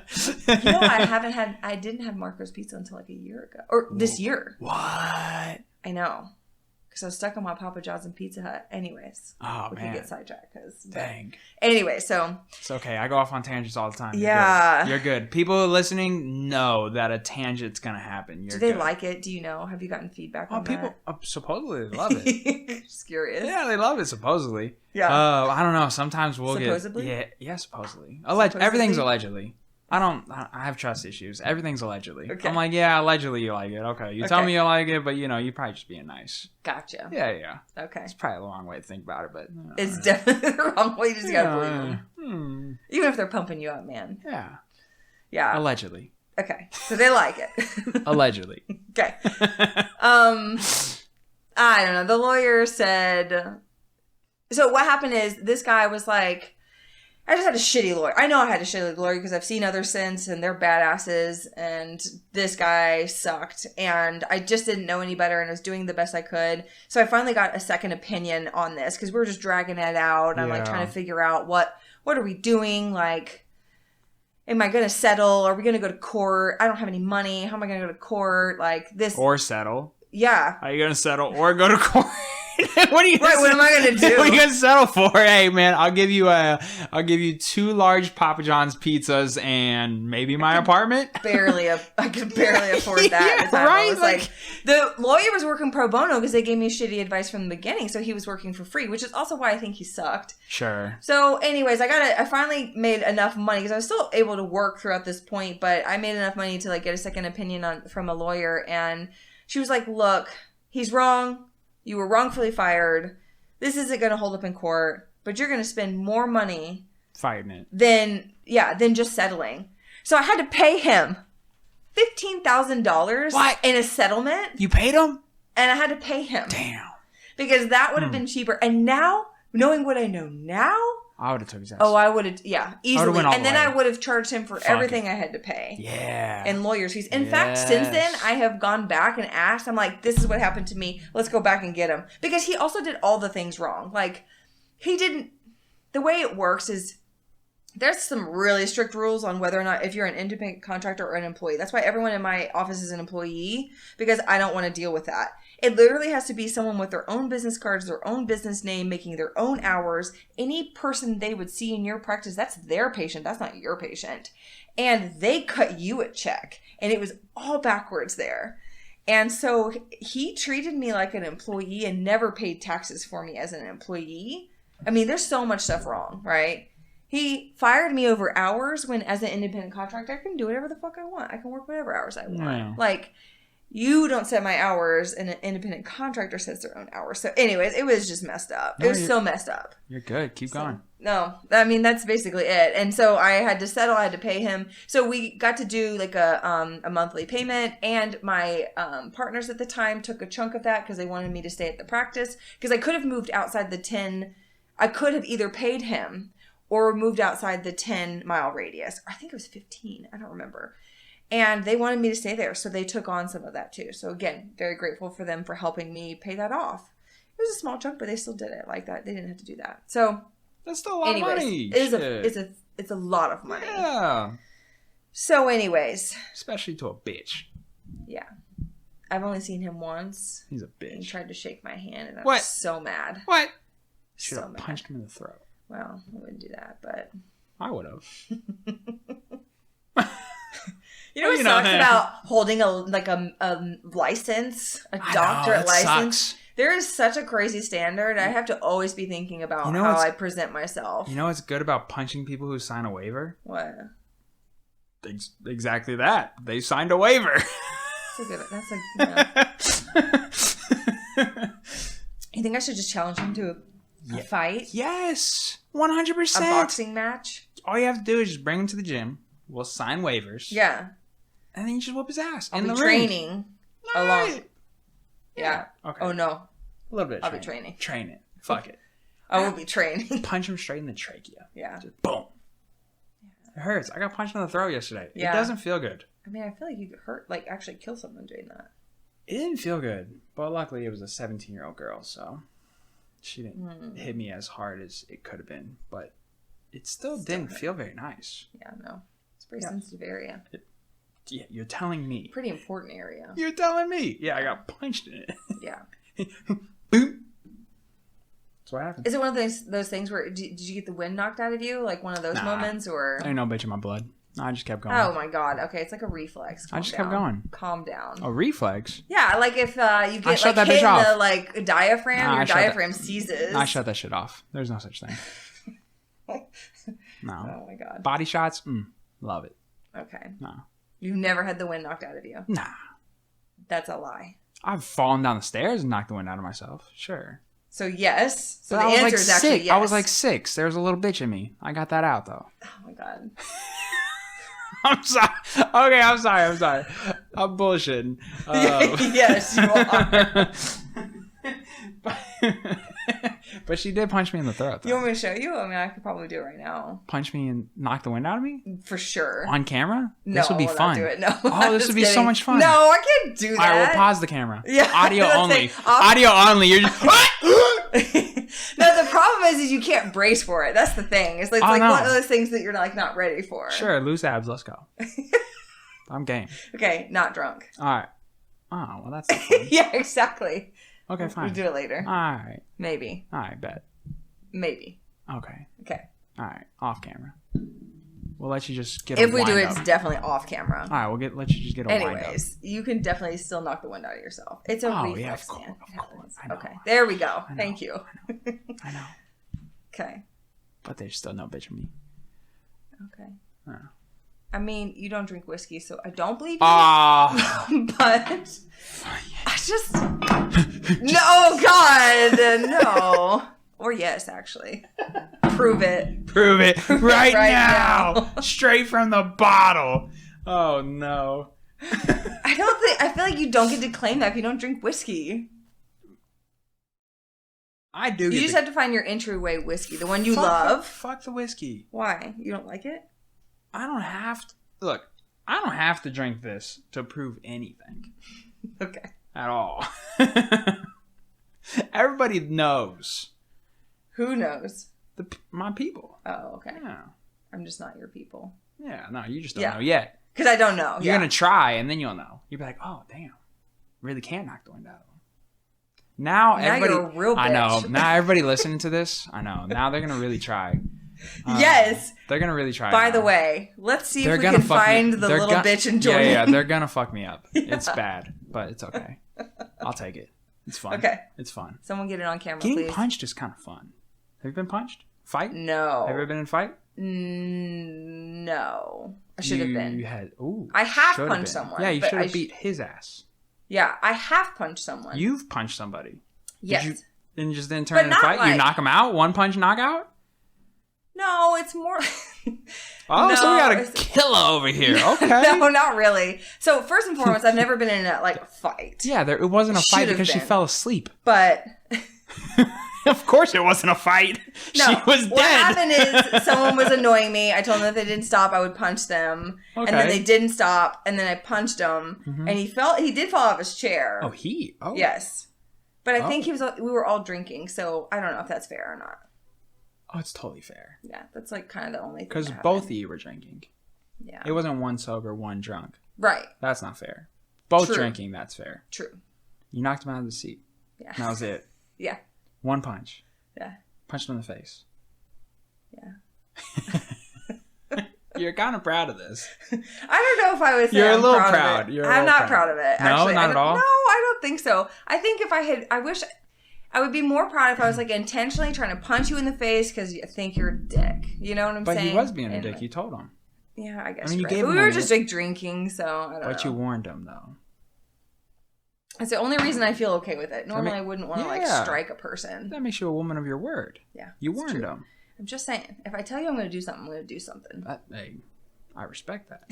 Yeah. That's how it should be done. I agree. Don't say something. Don't like- say you're gonna do something and not do it. If you do it again. So you know those tangents I was talking about? Mhm. Yeah, we're on one of those Yeah, right I know. now. Yeah. Where were we? Oh, yes. He tried to shake your hand. That's how we got to this. Yeah, that's true. Yeah. That's how He we tried got to shake my hand, and I ignored him, and then he walked off, and then that was it. Stop. You have your own practice. Just do your thing, man. He just knew you were better. That's all. Well, we'll see. Yeah. Or I guess what I mean by that is I don't know. I don't like to just say, oh, it's because he's jealous. He's jealous of me. I would never say that, but something was not right between that relationship. So anyways, that was one of the first big obstacles I had to overcome. Okay. Then things weren't going well. So you pay. So you pay. Yeah. You settle. Yeah. I move on with my Okay. life. So now we're moving on. Yeah. Now what? So now I do my thing. I'm practicing in the gym. What time is it? Oh, you're good. We're practicing. I'm practicing out of that gym, and then they decided to change some things up and move. So they moved to a location that wasn't in that same location and was really far off the beaten path. And they changed their training methodology. So a lot of things just stopped clicking at that point. There was a lot of promises made from my partners. They didn't deliver on it. There was just just things weren't meshing anymore.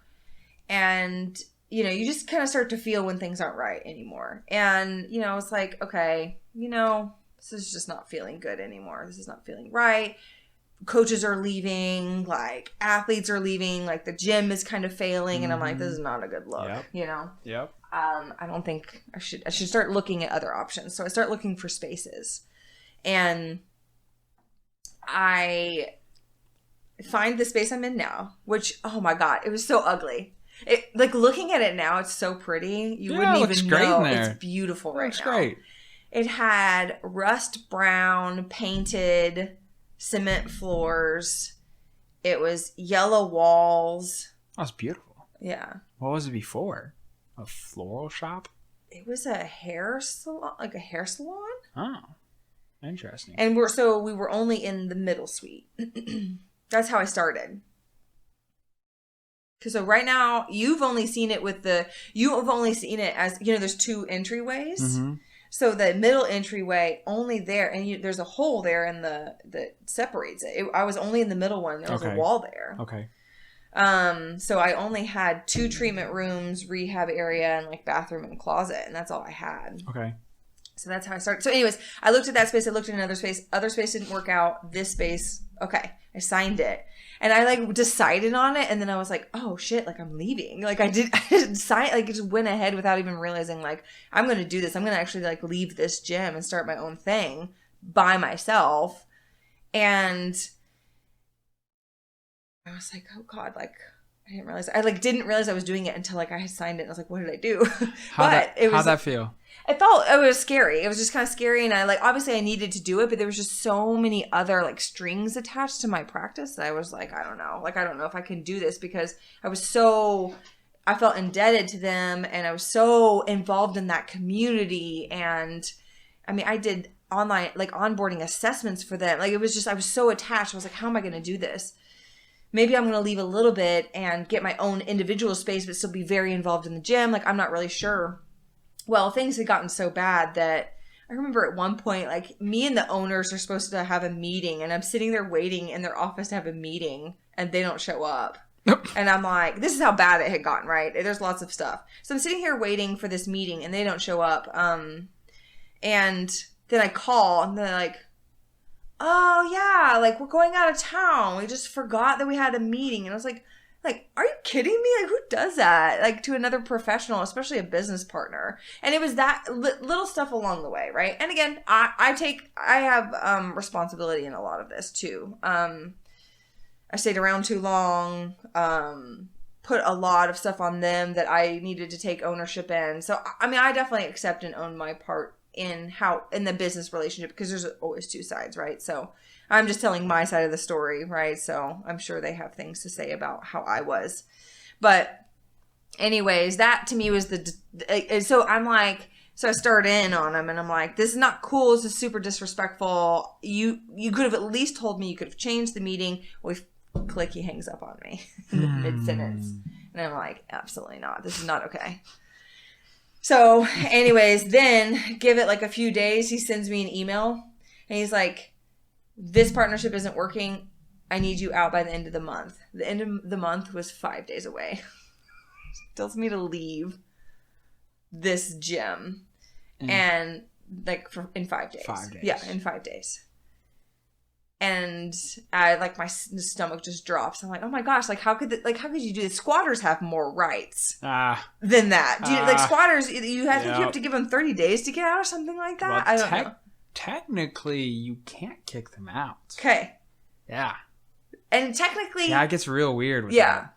So technically, he couldn't have kicked me out, right?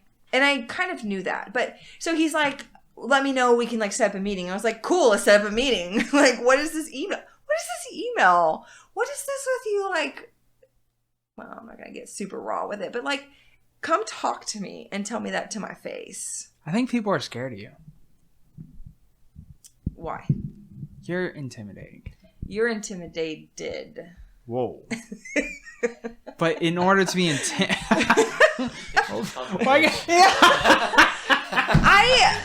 guess that's fair, right? But in order to be intimidated, you have to have an intimidator. No, I think that's how people... So, one thing I understand is I am intense. Intimidating. Intense. Yeah, okay, same. And passionate and outspoken, and I have a strong personality. So you can say all that synonymous. Stuff. I get it. Huh? They're synonymous with... synonymous. With intent or intimidating. Okay. I think it's just though how you interpret my personality though. Like some people aren't intimidated by my personality. Oh, I mean, it doesn't bother me, but it is intimidating. But you're intimidated. A little bit, sure, but I mean, I know, I've heard that my whole life. I know, but it just is what it is. More so like, no, I don't know. Yeah, intense, intimidated, sure. Mm-hmm. Yeah, it's like talking to Austin at first. The same concept. I never got that with Austin. Well, that's because you're the same female version of Austin. I wonder how he's gonna feel about that. That's awesome. Oh, he'll hear this for sure. No, I know he will. Yeah. I hope he takes it as a compliment. I take that as a compliment. It is a compliment. Yeah, totally. Austin's a fucking beast. Yeah, it's a compliment. It's true. Yeah. Yeah, I know. I've heard that my whole life, but I also think that that's just. I don't know. I just choose to stand in it. I'm not gonna dim any of it for anybody. I certainly understand more now the subtleties of communication. Like I've definitely learned how to have successful and better communication. Yeah. But I'm not gonna dim any of it. It is just who I am. No, and I respect that. Yeah. And I'm the same way oftentimes, but it's definitely something. You gotta find that balance. A little bit. I think with conversations that are really important, definitely. Yeah. But any other time, I'm just going to come off as I am. Oh, sure. I'm just me. That's just how it is. Yeah. Yeah. No, I get that. Yeah. But there's definitely a time and a place. And there's some times where you have to be a little bit more cordial or a little bit more, not cordial. Yeah, I was about to say. But what am I cordial. not cordial? Maybe in the gym. Like if you catch me at the gym, I'm like I got to do my thing, and I'm in like I respect that. Yeah, so nothing wrong with that. I'm not super friendly in the gym unless it's like evening time. But in the morning, the like amount of effort it takes to get there and get what I need to get done, I'm like There's nothing wrong with that. doing the things. Yeah. Yeah. Nothing wrong with that. Yeah. We're there to do a specific task and to go on about our lives. We're all adults. Oh, I get that. Yeah. Not cordial. Cordial is the wrong word. Maybe, I sure wish my, fucking dictionary over there, my, thesaurus was paying attention and helping me with the word that I'm looking for. Cordial? I mean... Not cordial. No, it's too late. Fucking ruined it. Because I'm not even sure. I don't even know where we're going. I don't even know where we're going at this point. I can't all the time. I'm sorry. Why aren't you reading his mind? Yeah, dude. Come on, man. Damn. Cordial. Yeah. Come on, fingers. Fucking, I swear to God, when Dave Chappelle said that shit had killed me. He was on the Joe Rogan show. So Joe Rogan has Jamie, who's like his tech guy who Googles, fact checks, pulls stuff up, whatever. And Dave Chappelle just kept calling him fingers, and that shit just kept killing me. Every time he just called him fingers, and I'm dying. I'm a huge Dave Chappelle fan. I love that dude. He's pretty funny. Oh, he's great. Pretty fun. Excuse me? Pretty He's funny? pretty funny. Pretty funny? Maybe. I feel like we're agreeing, maybe but like, you don't take it that way. Maybe like the funniest? Okay. I mean, Sticks and Stones is like the greatest stand-up. One of the greatest stand-ups of all time. I don't know if I would call it the greatest. Oh. I think he's pretty funny. Pretty funny. That seems like a knock almost. Pretty funny. I think it's just because I'm not like full on agreeing that he's like the best. Okay, who's your favorite? favorite? I feel like we're Okay, agreeing. who's your favorite? I don't know. I think it's weird. I don't know. I don't really watch stand-up comedy. Oh, really? Not because I don't enjoy it. I enjoy it when I like sit down and watch it. Wait, I love Cat Williams. Oh, yeah. Cat Williams. I love Cat Williams. Yeah, that's He's classic. funny. Classic. He's so funny. Hilarious. So, yeah. Can't go wrong with Cat Williams. Yeah. You go live? Have you been to a show live? Anything? No? You've never been to a comedy show live? Mm-mm. Oh, Doc. Doc, you don't know what you're missing. Comedy show live. Like, I don't think there's too many things better in this world than going to a comedy show live. When you leave, the way that you feel is unmatched. It's unmatched. Okay, so do you make sure to go to someone you know is funny? Because, like, what if the humor's off, you know? I don't know. I find most things funny. Oh. Like, last episode, So you have no standards for funny. Well, damn. never thought about it like that. I mean, I just figured that I just found most things funny. I find the humor in most things. I mean, if you're really bad, that's funny too. Okay. You know what I mean? Okay. All right. You can like switch it and make it Yeah, work if for you. they're really and be bad, that's entertained. funny too. I guess. Because they gotta iron it out and they gotta practice too. I went to so one time I went to Sandbox Comedy and they just do a bunch of random shit. And that's funny too, and they all sucked. It was great. It's still funny. I don't know. It's always funny. I've never been to a bad show. Okay. Yeah. Well, I mean, I'm open to pretty much trying anything. I just haven't. Yeah, I've just never gone. I've just never found my way into one. Oh, you gotta go. I don't think. You gotta go. I saw Joe Rogan. I saw Joe Rogan live. Did you? Yes. Hilarious. Dane Cook. Hilarious. I do like Dane Cook. Dane Cook's hilarious. I've seen him live. Dane Cook tickles my Both funny of bone is what I us. was trying to say. Yeah. Both of us. Wow. Dane Gunn. Dan Gunn. Who's Dan Gunn? I don't know. Maybe. Like James Gunn and Dan Cook had a baby? Dan Gunn? Maybe. Have you seen Dane Cook lately, though? Yeah, he's not the same. He's had so much surgery and plastic surgery done. Why would... No. What? No. He's had plastic surgery to look that way? Does he not? Are you going to look him up? Does he not? Yes. He looks pretty he looks bad tragic. now. Yeah, he looks pretty bad He now. looks like fat. He's got his forehead done. Look. His I forehead's think definitely he looks done. overweight and like tragic. But his forehead is definitely done. Is that real? Yeah, look, that's work. Look at his cheeks. That's work. He looks worse. Yeah. Yeah, work usually makes you look worse to a certain extent. I think that's younger Dan Cook. Are you gonna please put up a picture for them to see what we're looking at? I know, dude. It sucks. He looks It sucks. I rough. can't wait to get to the point where we can somehow get that in the video, like what he's looking at. We're gonna get there. We're gonna get to the point where we can where put you it can in there. I think right on the YouTube. Well, yeah, like you can edit it in. Yeah. But I'm saying like where the camera will shift to his screen, like you'll be able to see Gotcha. his screen. Like we'll get to that point, or like where. But it'd be so much cooler if you just put up the picture. But like where there's a camera there and a camera here, one's facing you and one's Gotcha. facing me, and he can switch back and forth depending on who's talking. Gotcha. And then he could also switch to his screen, so that, or if there was when there's a TV, we'll hook the lap. Oh, dude, That's genius. what's up. Oh, we're brainstorming while That's podcasting. You're welcome. Boom. You're welcome. You're a genius. So yes. So then, yeah, write that down, please, so we don't forget. Thank you, sir. Fuck, where were we? So okay. Now all I can think about is Dane Cook's his forehead. His forehead. So tragic. It was a ginormous forehead. And then you called me intimidating, and then there was I something did call you before that. intimidating. I did call you. I was a little the okay. I was issue a little with- nervous for this one. Really? Out of all the podcasts, this is the first one. Why? And then I'm nervous for next Friday. Is that Austin? Yeah. Okay. Why were you nervous for this podcast? I don't know.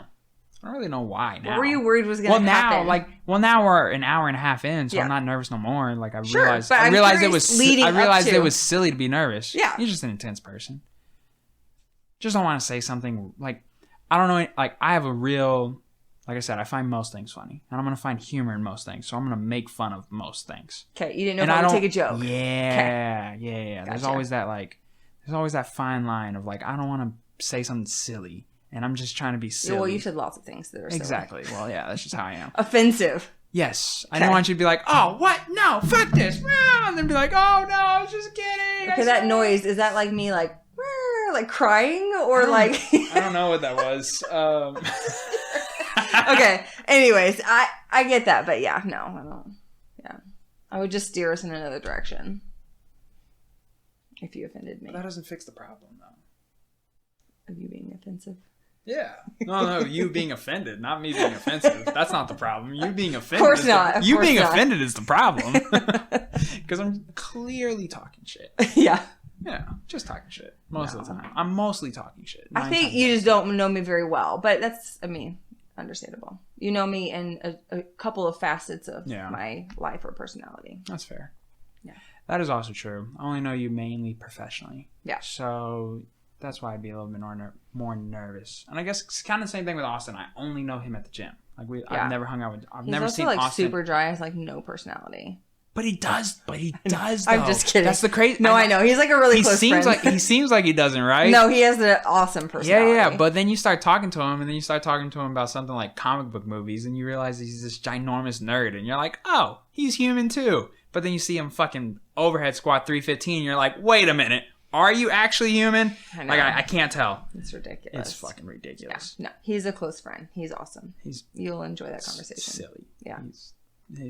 He doesn't make sense. Yeah. He doesn't make sense. But I think what you were doing, you were saying I was intimidating, and that's why I've had issues with. Yes. But that's what I would argue that it's a certain type of insecure person that I deal with that I've had issues with.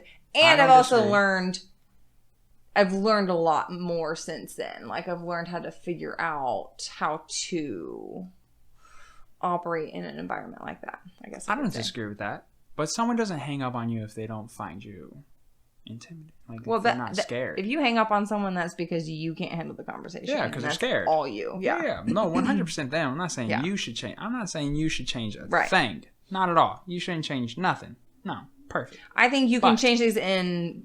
Well, yes. Thank you. And I would say that in matters of professional communication, definitely, I have learned to change things that needed to change. Alter things. Yeah. Maybe not for change. Sure. Altered. Yeah, for sure. More refined. Ooh. There you go. Hey, there we go. There you go. Showing up. This one's so big. I love it. I was like, this is gonna be the most formal podcast we've done so far, and this is so far the most informal podcast I've done so far. Oh God, great. Not a bad way. No, it's fucking great. I love it. But it's just funny how things work out. It's I don't know. It's silly. Okay. So anyways, we parted ways. So what happened is that he sent me the email to going back to. He sent me the email, this isn't going to work out. And I'm like, what the fuck am I going to do? But I had already kind of made, again, you kind of just know. So I already made the plans, but it wasn't ready yet. The space wasn't ready yet. So I, at the time, lived in Georgetown. Okay. I opened up and worked out of my house for 2 months. Can you say that? Can you do that? Yeah. Oh. Yeah, hairstylists can't do that. Why? You can't cut hair out of your house. Why? Because you'll lose your license. Are you sure? Or does it have to be like a registered place of business? At least that's what everybody says when you say, hey, can you cut my hair? No, not out of my house. It's just not for you. Some people do. Yeah, maybe they just don't like me. It's fucked up. I've certainly had people cut my hair at my house. Oh, you can't say that. Oh, you can't say that. No. I mean, I didn't say who was. Yeah, but they'll find out. They're gonna track. This is in Georgia. They're gonna break this down, though. It's not on me. They're gonna find you. Yeah, that has nothing to do with me. Oh, they're coming. No. Yeah. Chiropractic, you don't even have to have a. You used to have they don't even do it anymore, so I'm trying to think of the name of it, but you had to register your place, like your location that you practice out of, and now you don't have to do that. And you didn't have to do that then. So I practiced out of my house for 2 months, and then I opened up in my new space. When it was ready. When it was ready. Nice. So you've been there now since 2017-ish. 2017. Yeah, it was like January 9th or something like that of 2017. Okay. So 4 years now. Wait, that's not right. Whoa. That's not right. Back up. It must have been 2018 or 2019. 2018 probably. We were just in 2016. Well, yeah, but I've worked at Redside. Keep up, man. I was at Redside. I'm keeping up.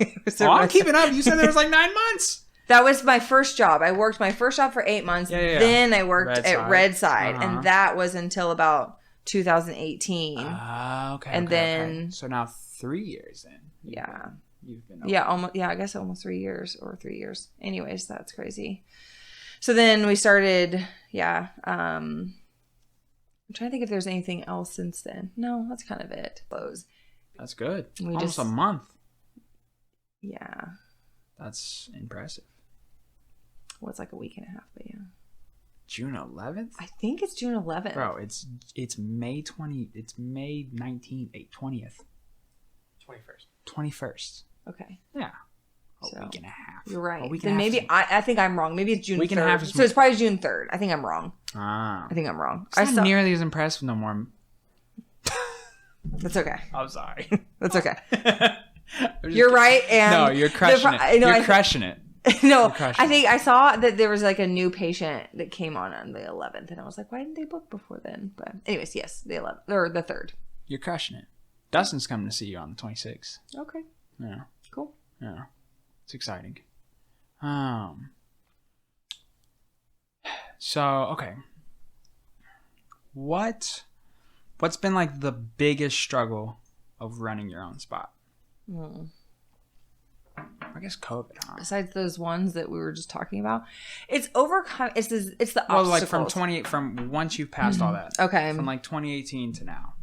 Now you officially have your own spot. Yeah, I'm by myself. I own it 100%. You've gotten past the rest of that stuff. There's nobody else running it. You're running it. Now it's your show. Last 3 years. What's the biggest struggle of running your own spot? I would say two things. I would say one, even though I say this, I think working with people or learning how to manage people, I have the best team ever. So it's not because the people are difficult. It's trying to find who I am as a boss. And it's trying to figure out how to manage when people leave and having to, at this point, I wear all the hats in the business. So if someone leaves, I have to then also onboard the next person. And that's hard. So hiring, and as we lose a person and we put a new person in, the standards get higher and higher. So you're having to also weed out and find that person.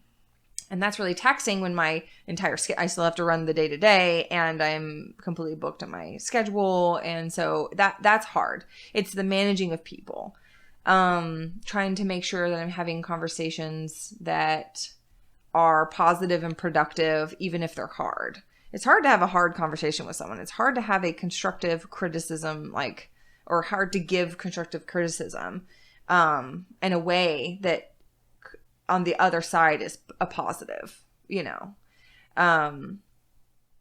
So I think that's been a hard thing to learn. But my team has taught me a ton. They've taught me a lot on how to be a boss. So right now we're saying farewell to my acupuncturist, who's amazing. Yeah, she's moving out of state.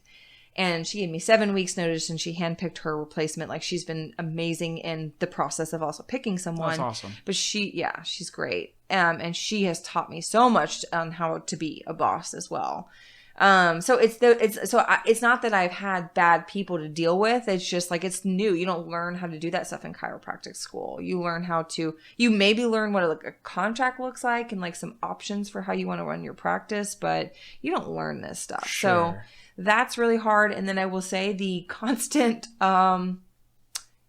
every week, no week is how I predict it to be. Just this week I was like, okay, this week the focus is we're onboarding 2 new employees. That's what we're doing. And then lo and behold, we have to fix the water heater and the guy comes in and he fixes it that day. So his shit's everywhere. We're trying to treat patients and then there's a leak in that water heater and we have to get a new one. And it's this whole thing. And it's just okay, so you just have to roll with that.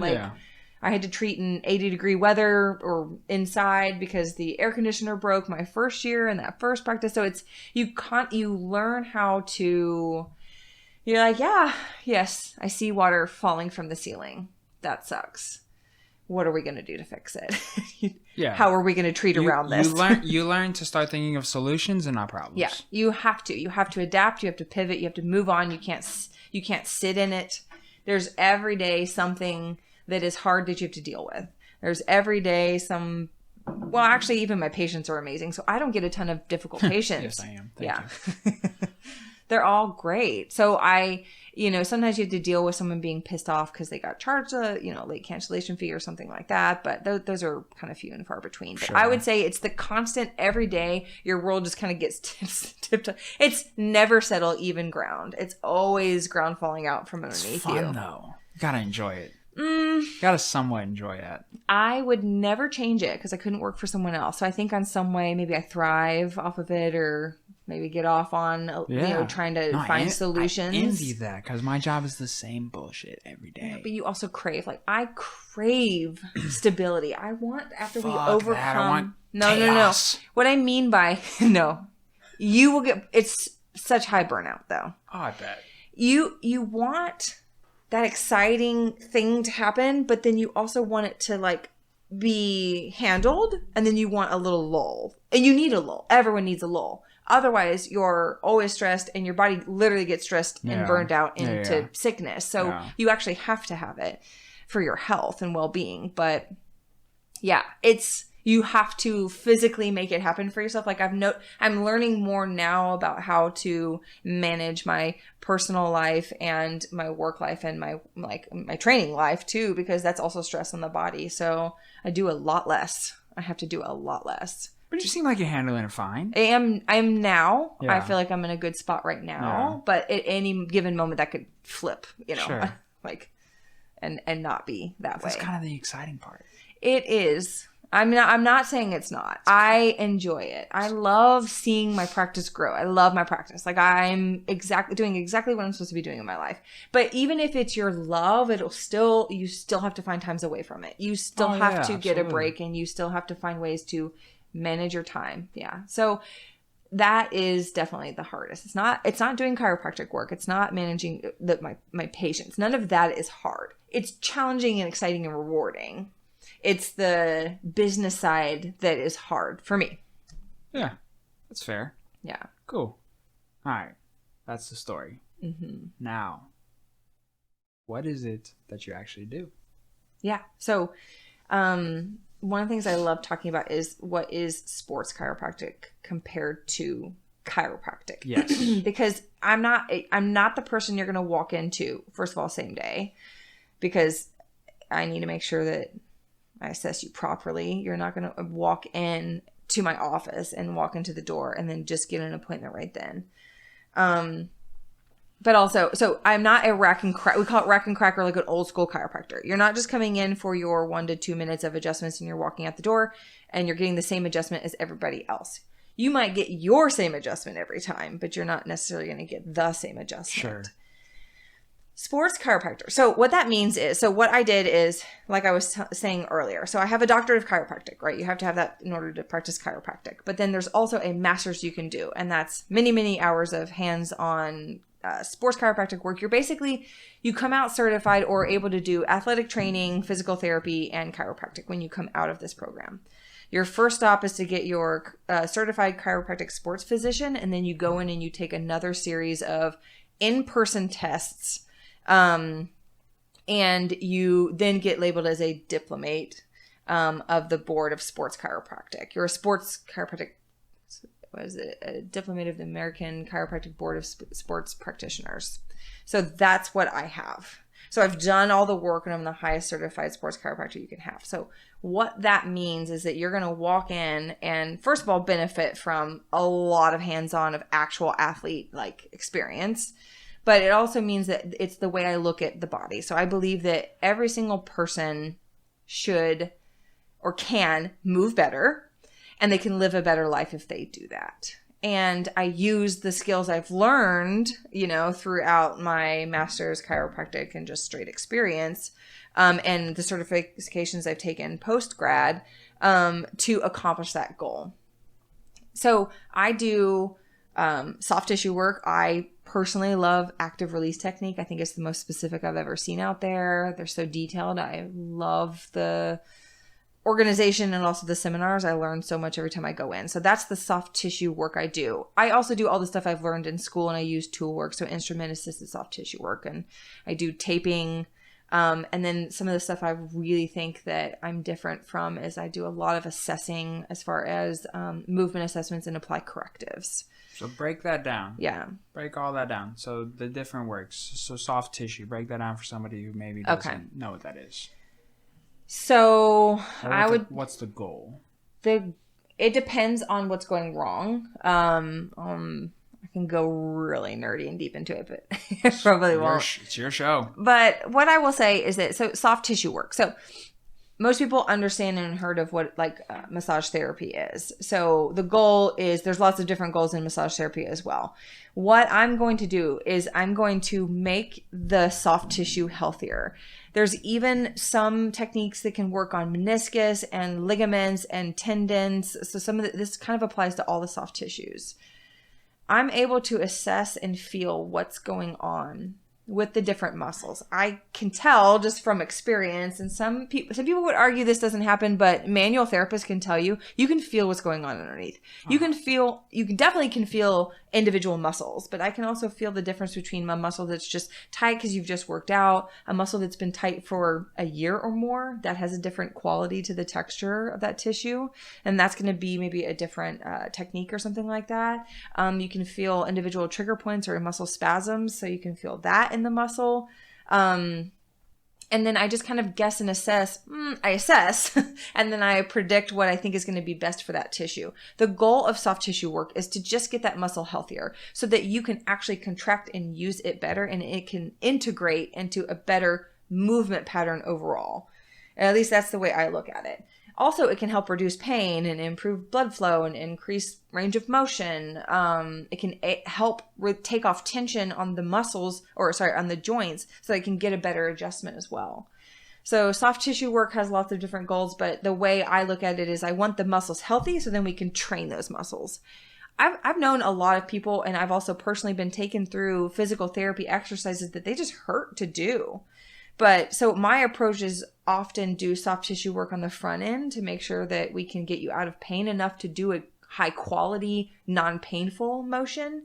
Because if you're doing a motion and it hurts, your brain's remembering that. It remembers that it hurts. It's trying to work around the pain. I don't think we're getting a great movement if that movement hurts. I don't want to train your body or train your brain to remember that that movement hurts. We're trying to help it forget the pain. So the goal is, of course, to get the tissue healthy, in short. Yeah. Okay. Chiropractic adjustments are designed to create mobility and movement within that specific joint, within that specific range of motion and that direction of motion. So every joint in the spine, in the body, in the extremity, every joint has a motion, has certain motions, and should move to a certain degree. I usually do that at the end. Once the muscle tension's off, then you get a really good idea of what's moving and what's not moving. And if it's moving, I don't adjust it because the goal is to move. And if it's not moving, I will adjust it. Okay. So a lot of people would it's called, you zipper the spine. There's lots of weird things that chiropractors say, but you zipper up the spine where you just twist them. And the goal is to get as many movements. They're called cavitations. That noise is called a cavitation. So the goal is to get as many of those as possible. And it's just not how I roll. It's not how I work. So I don't adjust lumbar spine a lot. You'll rarely see me adjust a lumbar spine. Yeah. No, I've noticed things are definitely different. So yeah. And you kind of touched on this before, but why would someone come to you compared to going to the Joint or something like that? First of all, the Joint is kind of like the McDonald's of chiropractic. Absolutely. Now, you love McDonald's here, so I don't know if that really registers. It is the Gaddy's of chiropractic. He also loves Mr. Gaddy's. So Mr. Gaddy. I don't know if that registers. But would you also agree that it's not the highest quality? I get what you're saying. What's the lowest quality? Jeffrey, what's the lowest quality for you? What's low quality? McDonald's? I'm not Taco Bell? disagreeing with you. McDonald's is low quality.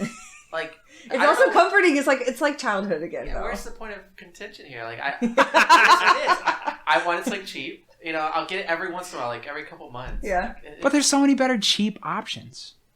I mean. Okay, what's cheap for you? It's also right by our work. I mean, it kind of is what it is. But Chick-fil-A is a much better cheap option. Is it cheap it's more than McDonald's? For sure. Bro, we make more than enough to get Chick-fil-A. Okay, what is too cheap for you to get? Well, what's cheaper than McDonald's? McDonald's is where do you draw the line? What is it? What do you mean? What is cheap and also so gross tasting you won't eat? Yeah, where do you draw the line? Taco Bell? No, you. No, actually, I'll eat some Taco Yeah, Bell. I like Taco Bell. It's Mexican. I'm telling you. I'll eat it. Dude, a Mexican double decker is from a Taco stretch, Bell. but- It's a stretch. Hey, it did win #1 Mexican restaurant. Oh. It did. Yikes. You can't fuck with Well. it. Taco Bell is now an award-winning Mexican restaurant. I don't know if there's a limit. Would we call it a restaurant? We'll try anything. Okay. All right. Okay. We're off topic. It's cheap. Yeah. It's cheap. Back to the joint. Yeah, exactly. I guess, I don't like talking about any practitioners at all, but I don't like their business model. I don't want you to. Yeah. I want you to promote yourself. Right. Though. Right. Why would someone come to you? Because they're There's obviously a price difference. Why Yeah, would there's a someone- huge price difference. Not huge, but there's Yeah, there price is. difference. There definitely is. I went I'm to one the of the joint. most expensive in town. No, but it's also- $40 difference. Oh, okay. I guess if you're talking per visit, maybe that Sure. seems expensive. I mean, yeah, So $40 because the does goal add is- up. yeah. However, though, Huh? $40 does add up over a period of time. Yeah. However, though, $40 over the grand, $40 is not a ginormous difference. Okay. You know what I mean? Like, you're not charging $150 more than what they charge. That would be a ginormous difference. Okay.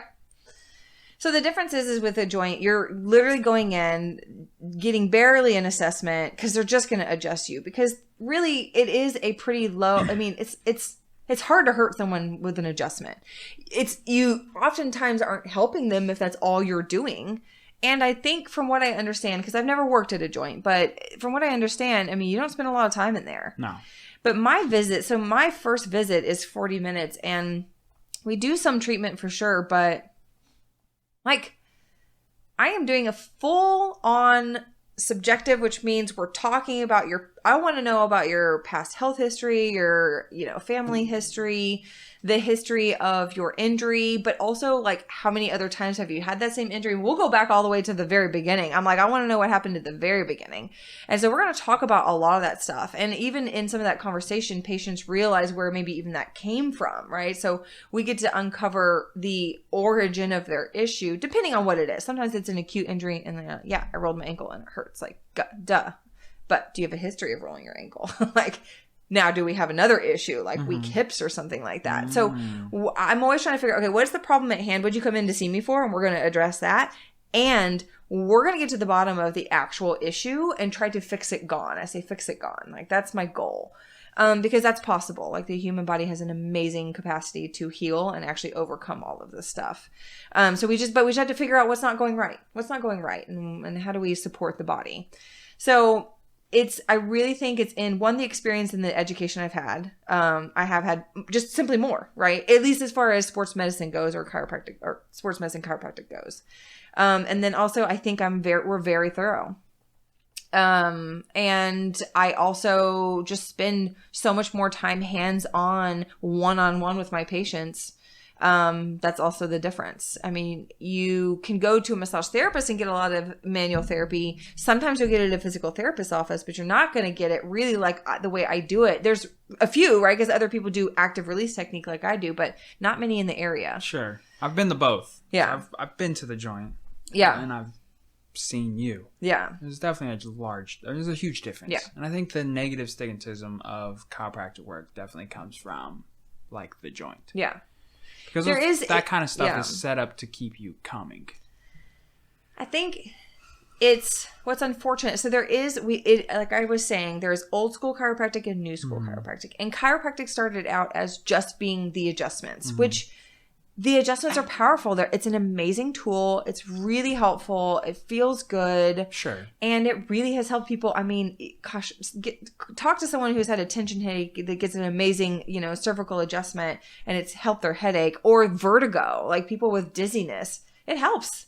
So it's very powerful. It's just that it's not always going to help every patient that walks in your door. Like, as a hands-on provider, I think you should know more. You should be able to adapt to more. You're not going to be able to help everybody, but you need to be able to know if you can or can't and refer out accordingly. If you're like, man, this isn't responding the way I want to, this needs to go to another provider or something. And it is set up, I don't know if it's set up that they encourage you to come in way too many times on the front end. Yeah. Usually. Yeah. And you can adjust someone into an unstable circumstance. Like, one of the things I warn people, if you adjust, yourself, and you adjust the same thing over and over again, that segment can become unstable. Guilty. Yeah. But that's why you have to continue to do it. And that's why it's never gone. Like, if a chiropractic adjustment fixed everything, you would never have that issue, right? That's true. But if you do an adjustment over and over again because nice. Oh, you got that on the on the microphone. Yeah.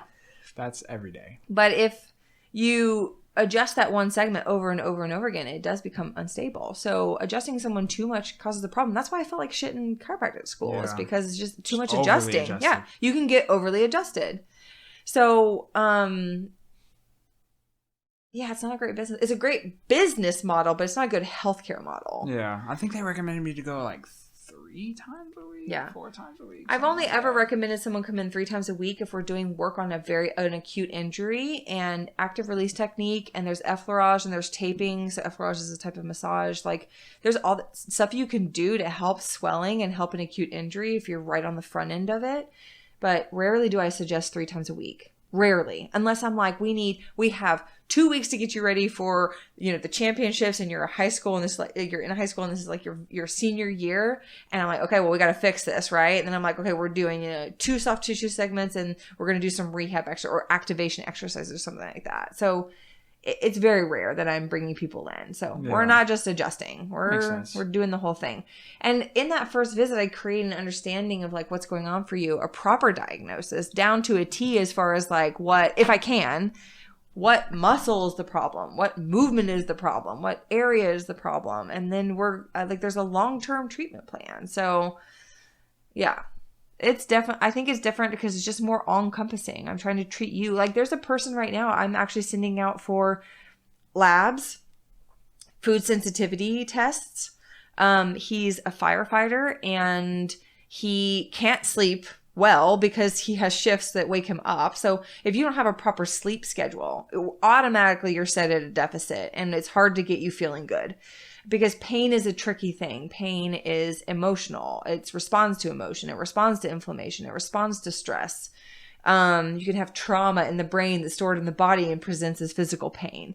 You can have pain is so complicated, and a lot of that stuff is outside of my scope, but we're at least trying to figure out if there is something outside of my scope, and again, refer appropriately. So we've got to figure out what's going on. So for him, I'm like, okay, his problems present that there's something else going wrong. Like, what are your hormones like? We can't fix your sleep schedule unless you change your job. Are you ready to change your job? No? Okay, well, then we support wherever else we can. Like, how do we manage your stress? Are you, allergic or sensitive to something that you're eating, So it's, that's the stuff we're talking about on a daily basis, trying to figure out what's going wrong. So it's just much more personable. Much more personal, individualized. Yeah. Customized, and I think just like high quality, like medical decisions being made. Sure, I can agree with that. Yeah. I can contest to it. Yeah. I've seen a bigger difference in my overall core strength and core activation in the last 2 months than I've had previously. And that's really cool because you're active. It's not that you don't have abs, and it's not that you can't do sit-ups. It's really exciting to work on those. I call them the hidden, it's like the hidden weaknesses. You don't know they're there. Yeah. You can strip movements down really far down and start seeing some of these fundamental weaknesses that you can only build a house so high on. And then you hit a ceiling, and that ceiling's like pain, or you can't hit any more PRs or can't get bigger, or, whatever that may be. No, it's exciting. True. Yeah. And you have me doing exercises where the rep counts as low as 4, and sometimes it still drops me to my knees, and I'm like, fuck. Yeah. And it's like you said, it's not that I don't have abs or I can't do sit-ups for days or toes to bar or whatever it is, but when it comes to those specific movements and the specific core activation, there's obviously weaknesses there because there is so much imbalance that causes me to continue to have the same pain over and over and over again. And like you said, I can't hit the same. I've never been as strong as I was when I was 19. Yeah. And that's my goal, is to get stronger than I was. I've been chasing that ghost for a long time. Yeah. And it's kind of counterintuitive because we plan on doing this 40-mile run. But I do plan on, I know, right? We're going to manage it all. It's okay. It's okay. We're gonna manage it all. Oh. We're gonna get stronger than I was 19. It's a lot of pressure. I know. We're gonna get stronger than I was 19 when I was 19. We're going to run the 40 miles, and I'm gonna continue to do Muay Thai. He did 17 the other day. I don't know if he told you. 14. 14. 14. I think you did. He did 14. You sure? Mm-hmm. Positive. Maybe you're right. I know I'm right. I'm bad with numbers. It's okay. That's still a lot. But 14's a It lot. is a lot. He did over a half marathon. Yeah, that's crazy. Yeah. We're getting close. He's so amped up about it. I love it. Shout out to episode 9, Rocky. So that's who we're doing it with. He's my manager, also a good friend. He wants to do 40 miles for his 40th birthday. That's awesome. Oh, it's so cool. I think it's a great goal. And I think he's just psycho enough to do it, and I'm crazy enough to do it with him. So I love it. I think it's an incredible goal. I do say, I mean, I did run and train. I trained for a half marathon, and I never, ever thought I would do that because I hated running, and now I actually really love running. Dude, running is... Okay, so maybe you can put some science behind this. However, so when Bethany was here, when we first started doing these long runs, Bethany and I probably went for probably 4 months before she fractured her foot. We'd go every Sunday, at least 7 miles. Well, it was 7 miles every Sunday. I had never felt better. I was working out 6 days a week, and then the 7th day was the run. And I had never felt better. And then once we stopped running, I feel like everything just went downhill. I almost feel as if the running is like the oil, and it keeps you looped up and it keeps you loosened, and everything was just feeling so much better. And now that I'm running again, I do feel better. And maybe it's placebo, but I feel like I just feel like it's like the oil to the engine. I don't know. There's a couple things that come to mind when you say that. One, what's really interesting is I took a seminar, and this guy is like the guru of back pain, low back pain in particular, and like discogenic pain, disc herniations, nerve roots, things like that. And one of the things that he talks about that strengthens the actual disc is axial compression. So compression from top to bottom. So loading the spine from your like head, like someone pressing on your head. That's axial compression on the spine. And that causes, ideally discs to bulge, kind of like we would hope 360 degrees around into the tissue that's surrounding that and holding it in. And if you're putting pressure or tension or stress on the tissue, it grows stronger in response. So the axial compression of running can strengthen some of the soft tissues of your spine. So that can happen, part of that, right? Also, running is known to be a huge stress release from the body. For sure. So one of the ways you can process your stress, trauma, and, what's called completing your stress cycle. So like, say you had a stressful day, but you internalize it and you don't get rid of it. You could go for a run, and that actually can take the stress out of your body so it doesn't get stored in your body, right? So the less stress and trauma in your body, the better your body feels. Runner's high is a real thing. Yeah. That's that's endorphins, right? That's in the moment, and that's like a hormone. I feel like it kind of goes hand in hand. It's a chemical response, but it can. Yeah, definitely it can. I feel like it just, you got to make it past the first mile. Yeah. Once you make it past the first I think mile, you get lubed up at that point, like you were saying. Like your joints get lubed up. And I would say, so it definitely feels better. Like some of the things, when you have a muscle issue, it's like, it really hurts, and then I get moving and I feel good. Well, because your muscles get warmed up and your joints get, truly, like there's like a cell in the joint that like produces synovial fluids. It actually literally lubes up your joint as you move. So joints that move also like have more lubricant in them. So that is a thing that happens. And then also the warmer your body is, the better it feels, especially if you're dealing with muscle tension. So a nice slow recovery run is great. 17 miles is not a recovery. That's work, right? Yeah. But no, I'm not saying that there's anything wrong. I mean, if you're training properly and you're loading properly, it's not a big deal. 14. But it was 14. Okay, not 17. Whatever. What was the run Those 3 before miles that? Make a difference. What was the run before that? The day before that, he did like 5. And then the day before that, he probably did 8.5. Well, I guess what I'm kind of curious about is like week to week, how much does it increase? But anyways. Well, it's a new thing. So he's making that's a PR. 14 is a PR. And then a couple days prior, 8.4 was a PR. God. At 39, what a savage. But he said, so this is like the only race he'll ever run because he's going to be crippled. Well, no, this is why I bring it up, though. So this is because we were talking about it today. So I saw him today. He ran the 14 yesterday, right? So he ran the 14 miles yesterday. He said after the run, he was wiped for sure.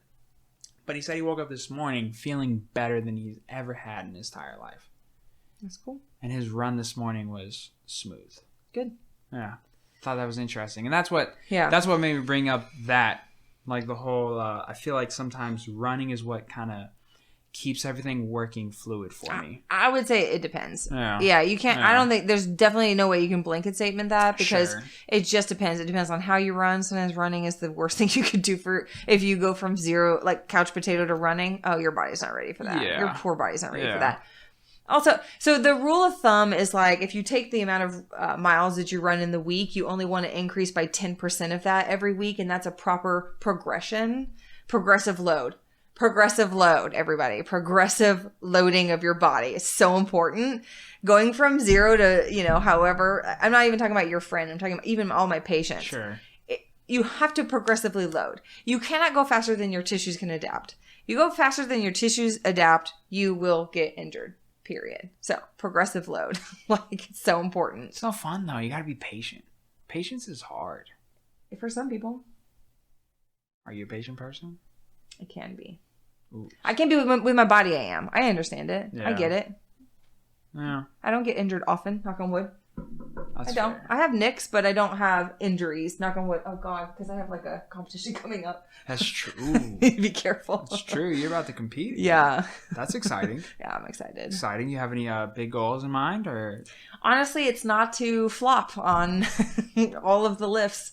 My last one, I only hit my first snatch and my first clean and jerk, and I would just love to hit all three. Mm-hmm. Okay, so biggest goal, right? Aiming for the stars is to PR there.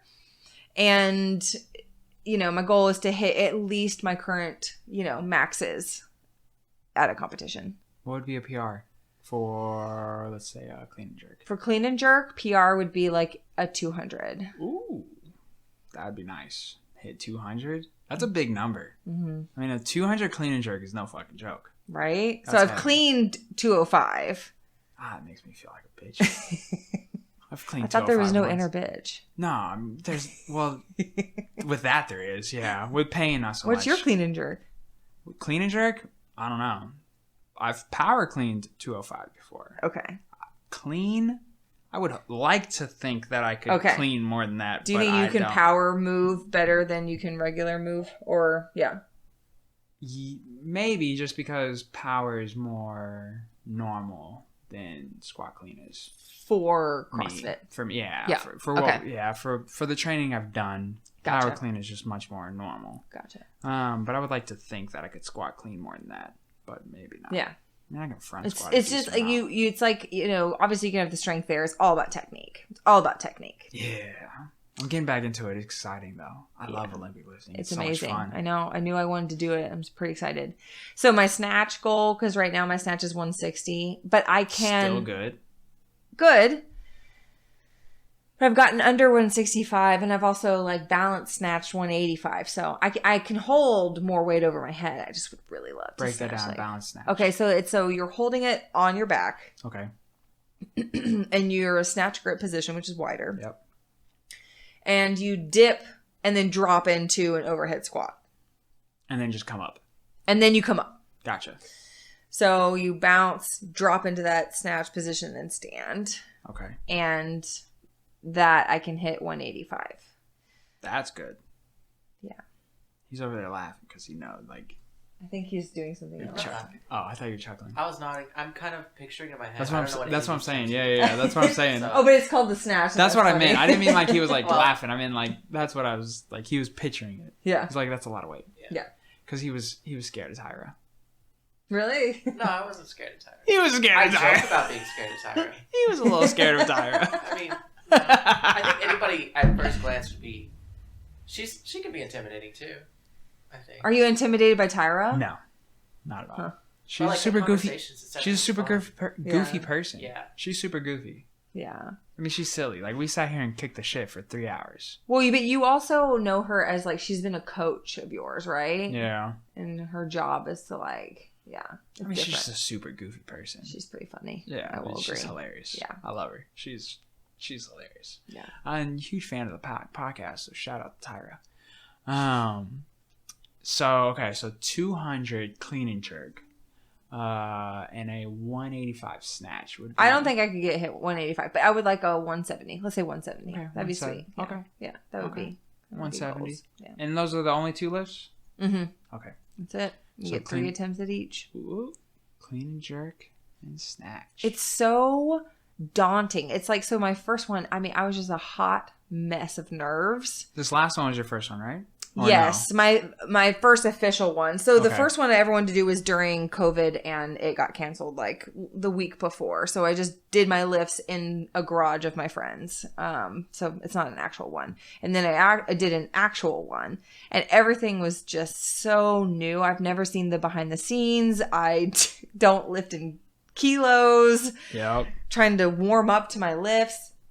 Do the math. Understand the timing of my warm-ups, like hot mess. You walk out, it's silent.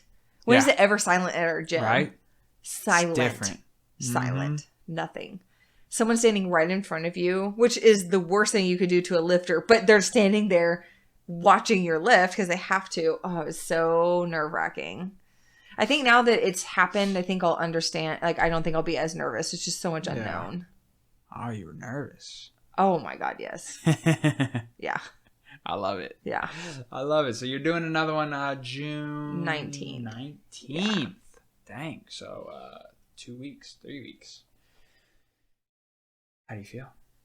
Good. I feel strong as hell. Ooh. Which is good. That's exciting. Yeah. That's I've had exciting. some really, this week has been really tough because there's some really heavy squats, but I feel good. I've hit all my lifts, and yeah. Those are good days. Yeah. And you feel strong. Oh, yeah. Yeah. I don't know what that feels like, but, I just picture, work out with Austin, so I'm like, yeah, I can't be that strong. So, Yeah. yeah, no, I'm not that No, strong. he's All right. ridiculously strong, naturally.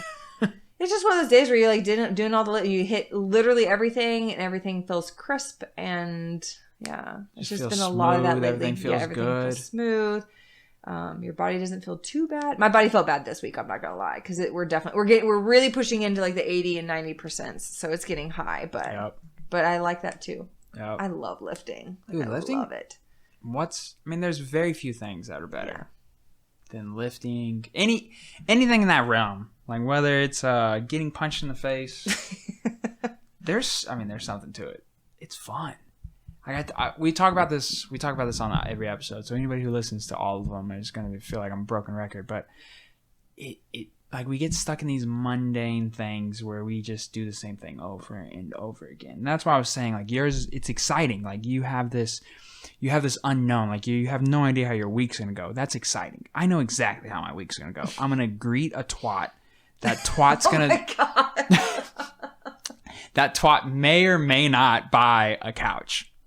That's how my week goes. I thought you sold cars. No, God, no. No, okay, you're right. Why did I think you sold cars? I don't know. That'd be awful.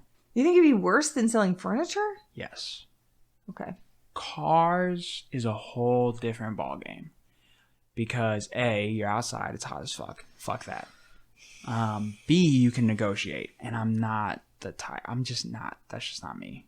Like The couch is what the couch. Yeah, this is the price. is. You want it or don't want it. All right, cool. Like I'm just a real dry person sometimes. Do you sell a lot of couches? Yeah, sure. I do pretty good. I mean, I do all right when I want to. That's also the issue. No, I do okay. But no, I know how my week's going to go, right? I know how it's going to go. I say the same thing every time someone walks through the door. I say the same exact thing. When I'm pitching a mattress or something, I say the exact same thing. It's all a pitch. You don't know how that's going to go. You don't know how your week's going to go, right? Yeah. That's the same thing with getting punched in the mouth. Like, we get stuck in this, like, every day we just do the same bullshit. Or I do the same bullshit.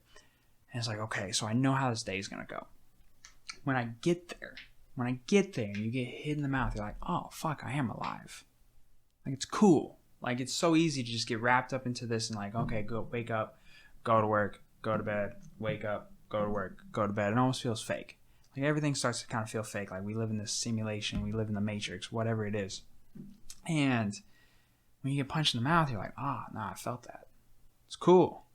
I don't know. I enjoy it. Yeah. I mean, I can see that. That's what you're saying. That's my, like, rationale behind paying someone to punch me in the mouth. I think that the way you're describing it makes sense, which is why I don't seek that out, because I have plenty of that. Exactly. Right? Exactly. Like I don't need that punch in the mouth. You get that all day. Like, yeah. feel like, your job gives you that. Yeah, for sure. Well, I have to seek that in a different way. Yeah. Because my job doesn't give me that. I know I can tell you exactly what's going to happen tomorrow. Yeah. But I say though that there is, I don't know, I saw a meme or something like that was talking about like finding a hobby that like keeps you fit and brings you money and then brings you happiness or peace or whatever, and it like listed out these things, and I think that's super important. So one of the things, I don't know why I segued this, but it's still not enough. Even though I have all that excitement, like I still have to have like a reason to move my body as well, you know. So maybe there's an element of that, like. I also need a reason, like maybe you just want to get punched in the face because you want to feel something because you're dead inside. Well, maybe. That was a little deep, a little dark, but you might not be wrong. Might not be wrong sometimes. Or maybe you enjoy, the process of training for a fight, because that's... No, it's not that fun, I promise you. Really? Yeah, fight camp's not that fun. Sparring with no shin guards is not a fun time. Yeah, preparing for a fight, that was pretty brutal. Okay, so you wouldn't do it again. Oh, no, I'd do it again. I didn't say that. I would do it again, for sure. So, I'm itching to compete again.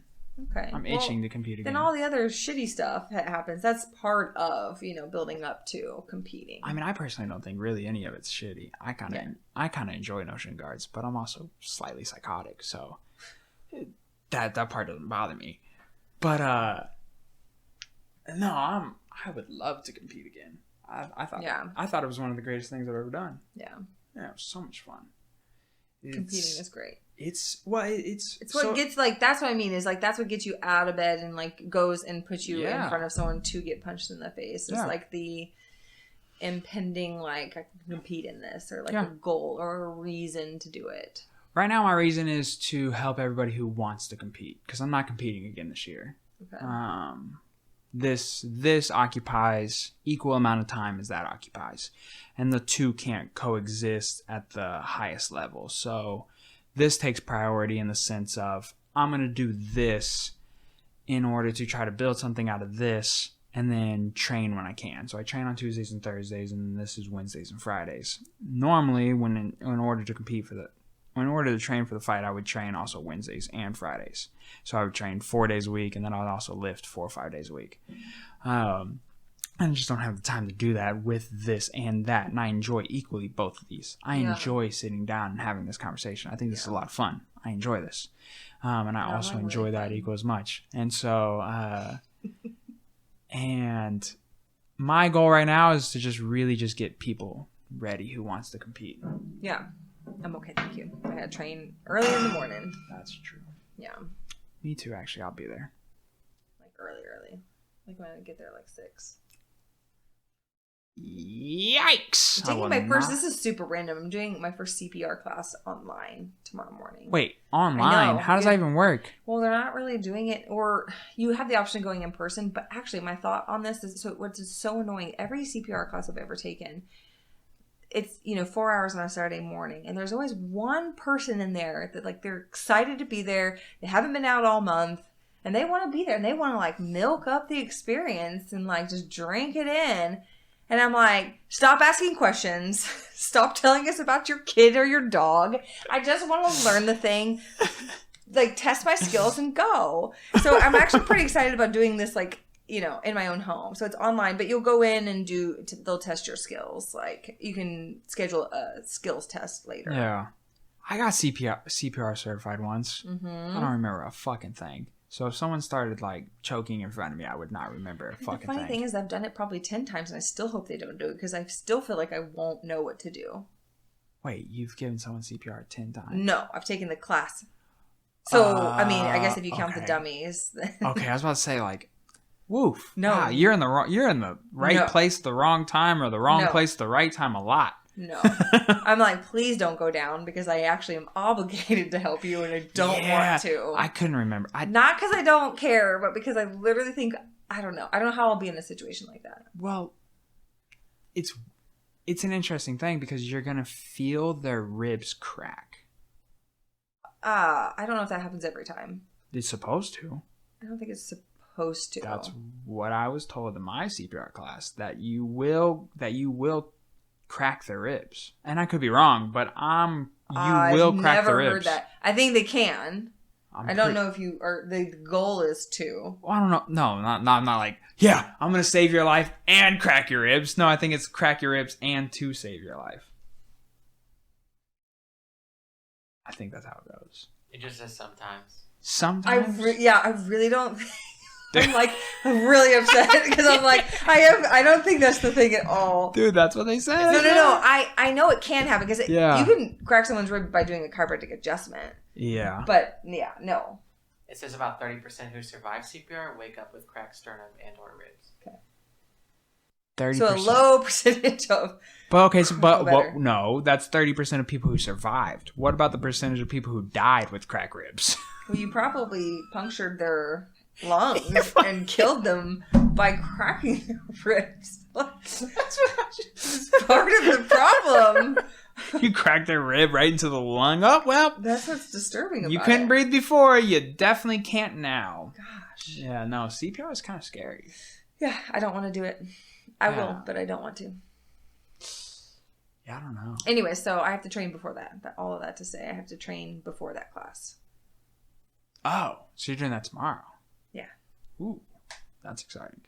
Mm-hmm. Not really. It's just necessary. Yeah, got to do it. Is it though? Like, why? Yeah, just because I'm a sports chiropractor. The degree I hold, the certification I hold requires it too. Interesting. But I don't know. I think I have to as a part of my chiropractic license. A virtual one? That's weird. Yeah, I'm looking forward to it though. I'm hoping. Like, do they send you a dummy? Like, do you have a dummy for tomorrow? No. Like, how do you practice virtually?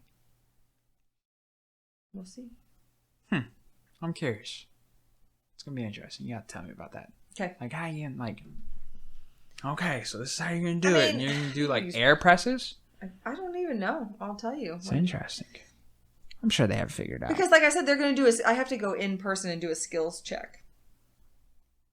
Before you get certified, or are you already certified? Before I get my renewal, right? So why not have the whole thing in person? Because I don't want to go in person. Wait, what? I don't want to be there in person. I figure I can do something. But you have to go anyways. Only to do the skills portion, not to sit there for the whole class. I took the class and got certified at the same time. I know. But I would rather be like doing meal prep while I'm listening to the information I've already heard 10 times. But it's going to be hands-on. It's not really. Not the whole thing. No, there's a lot of They're going to tell you to find a squash. You're going to have to practice on a squash in your house while you're meal prepping. So specific. You think they tell everyone that they need to find a squash? Okay, either that or a package of ground beef. What if they don't have a package of ground beef? Well, you better fucking go buy one. I don't know if it's actually one-on-one and like that person is seeing me. Yeah. I don't know. Oh, they're definitely going to see you. Or. You're going to have to turn your camera on. Or. You're not meal prepping during this. Or. I'm watching a recording. That is possible.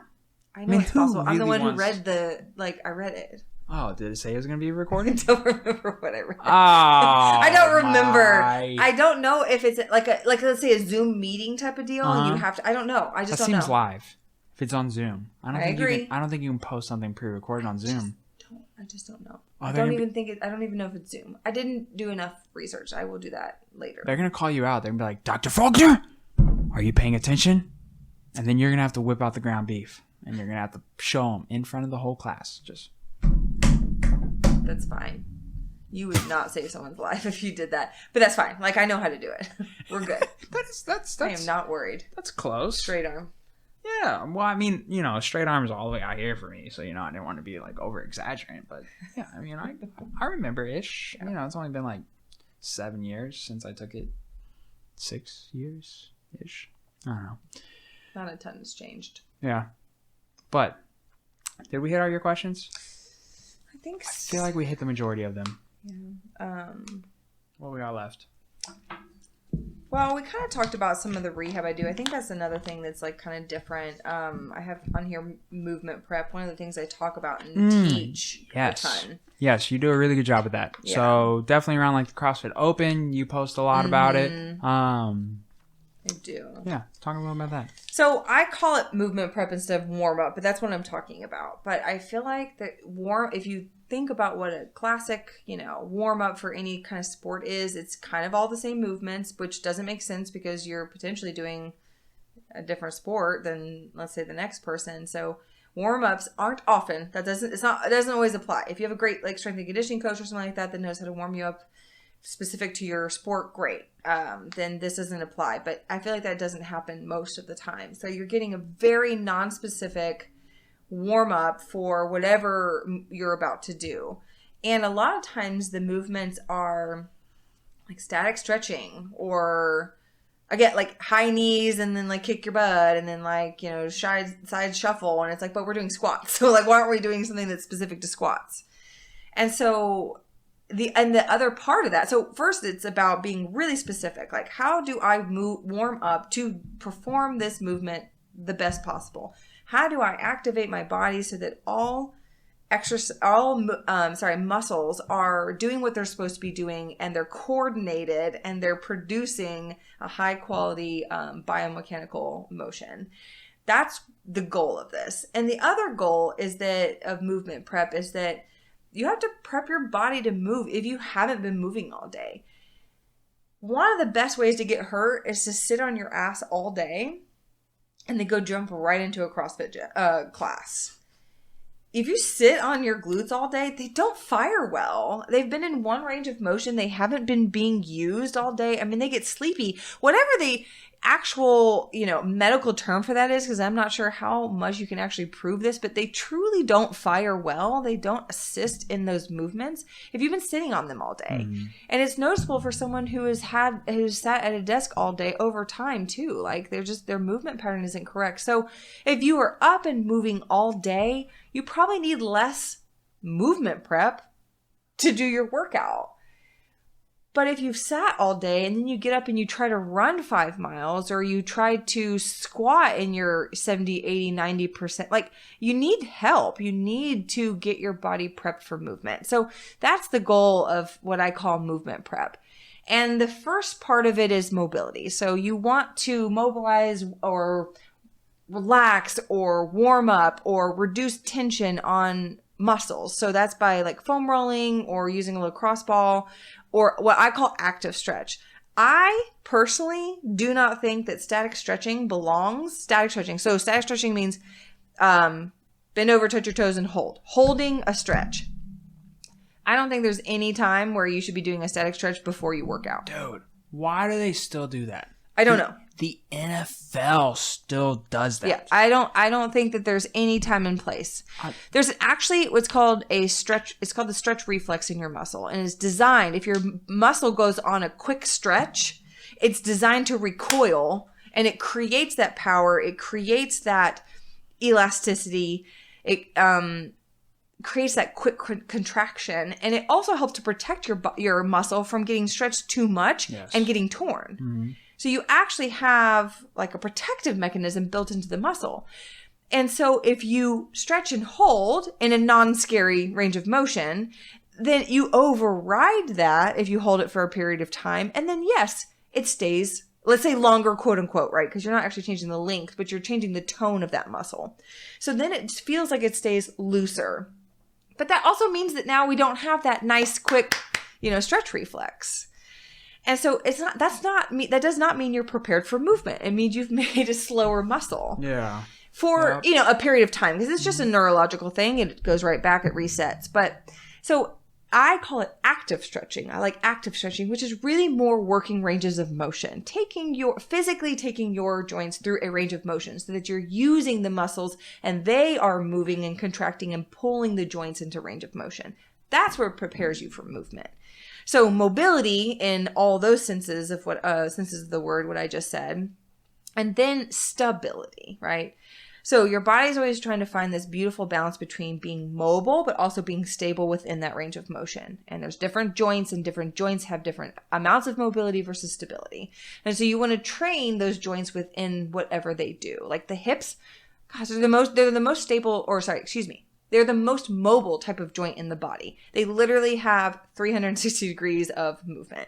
So the goal is, of course, to keep it mobile, but you also oftentimes are finding that there are too mobile. They're not protected in all the ranges they can do. So you want to do a stability or an activation. That's another great word for it. People are familiar with activation exercises. Activation is designed to prime and pump that muscle to actually fire and do its job. So you want to do, so first job is mobility, then stability or activation. And that's through the core exercises that we've done before that we were kind of talking about. That's through squatting with a band, let's say, so that your knees press out into the band and we get to engage the lateral stability system of the hips through so that you can squat better potentially. And those are just examples. And then you actually start your specific warm up where you start. Let's say we're squatting, right? Where you actually start squatting with the bar and you go through the actual movement pattern, right? And some of what I can do in my treatment is I can give people blanket, you can get, okay, this is a great warm up for the squat, period. But if you come into me and you're actually having a hip issue on one of the right hip, well, now what I can do is plug in what you need into that movement prep to prep your body for squats, right? So we can get even more specific as to what's going wrong with one individual person. You can give people great ideas for movement prep, and you can also use it as a part of rehab too. Yeah. And I think that people aren't doing that enough. That's fair. I think 90% of people don't warm up properly. Yes. Well, it's very common. Like I was talking about this the other day with one of my friends. She just started her personal training career. And I was talking with her, and I was like, one thing that I think Bethany does a really good job on her Instagram is she posts the not very sexy stuff. She posts the warm-ups. She posts her activation work. She posts her post-workout work. She posts a lot more of that stuff versus her actual workout stuff. And I think that's something that not everybody does. So they watch these Instagram models or these fitness models or these fitness influencers on Instagram or whatever it is, and they watch them and they just watch them post their workout. And I think that's something that we're all guilty of. We post the sexy part of it. We post that PR. We post that lift.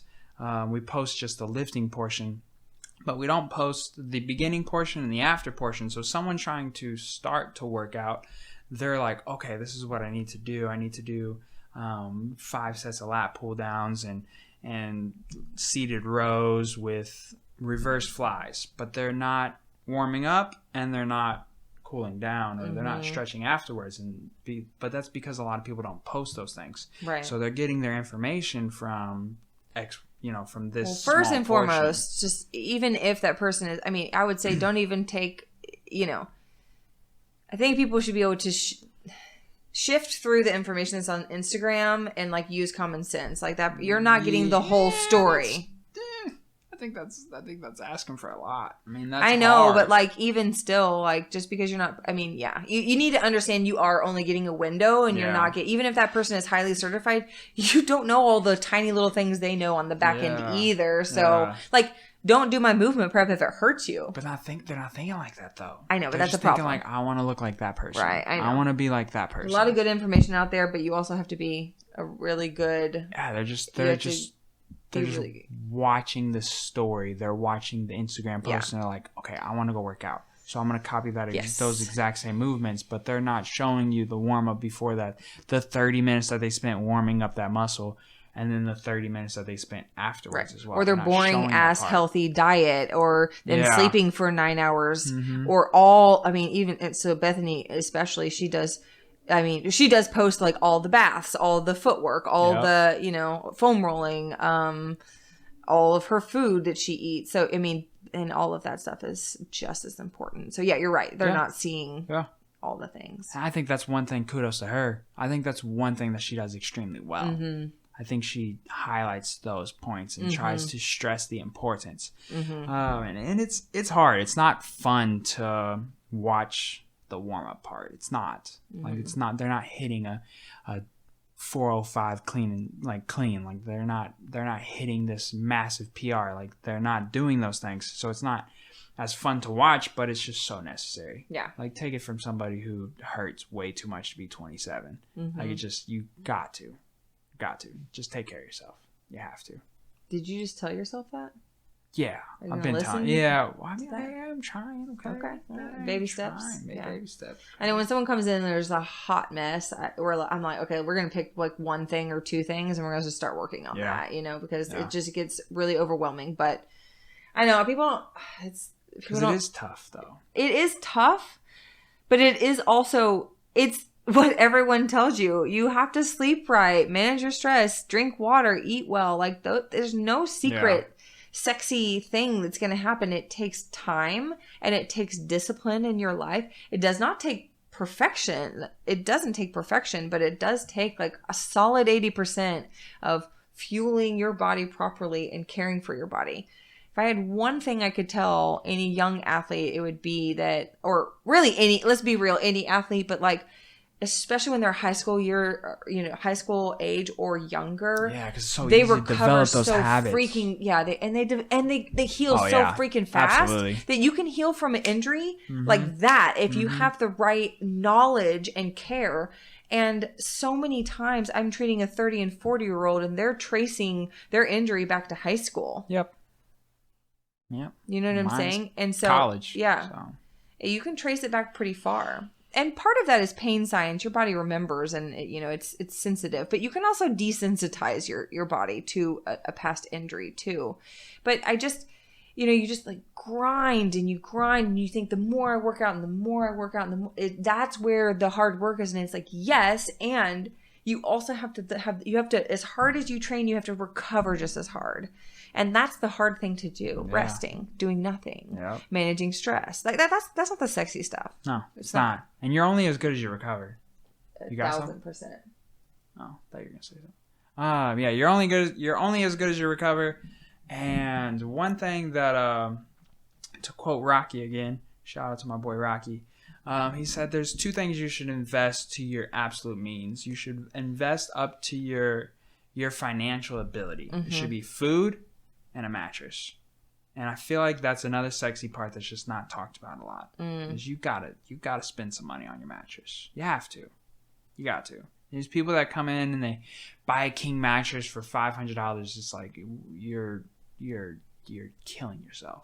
What would you say is a good mattress? Good mattress? So price point wise? No. Price point wise or just a good mattress? No, I'm saying. Well, I sleep on a Tempur-Pedic. Okay. Yeah, I mean, I sleep on as good as it gets. I went all out. I have a Tempur-Pedic on an adjustable base, and my Whoop strap gives me about... Is a Tempur-Pedic just one firm or one density, or can you... No, there's a bunch of different feels. Okay. Yeah. So they used to be super, super firm. And then now there's so many different feels.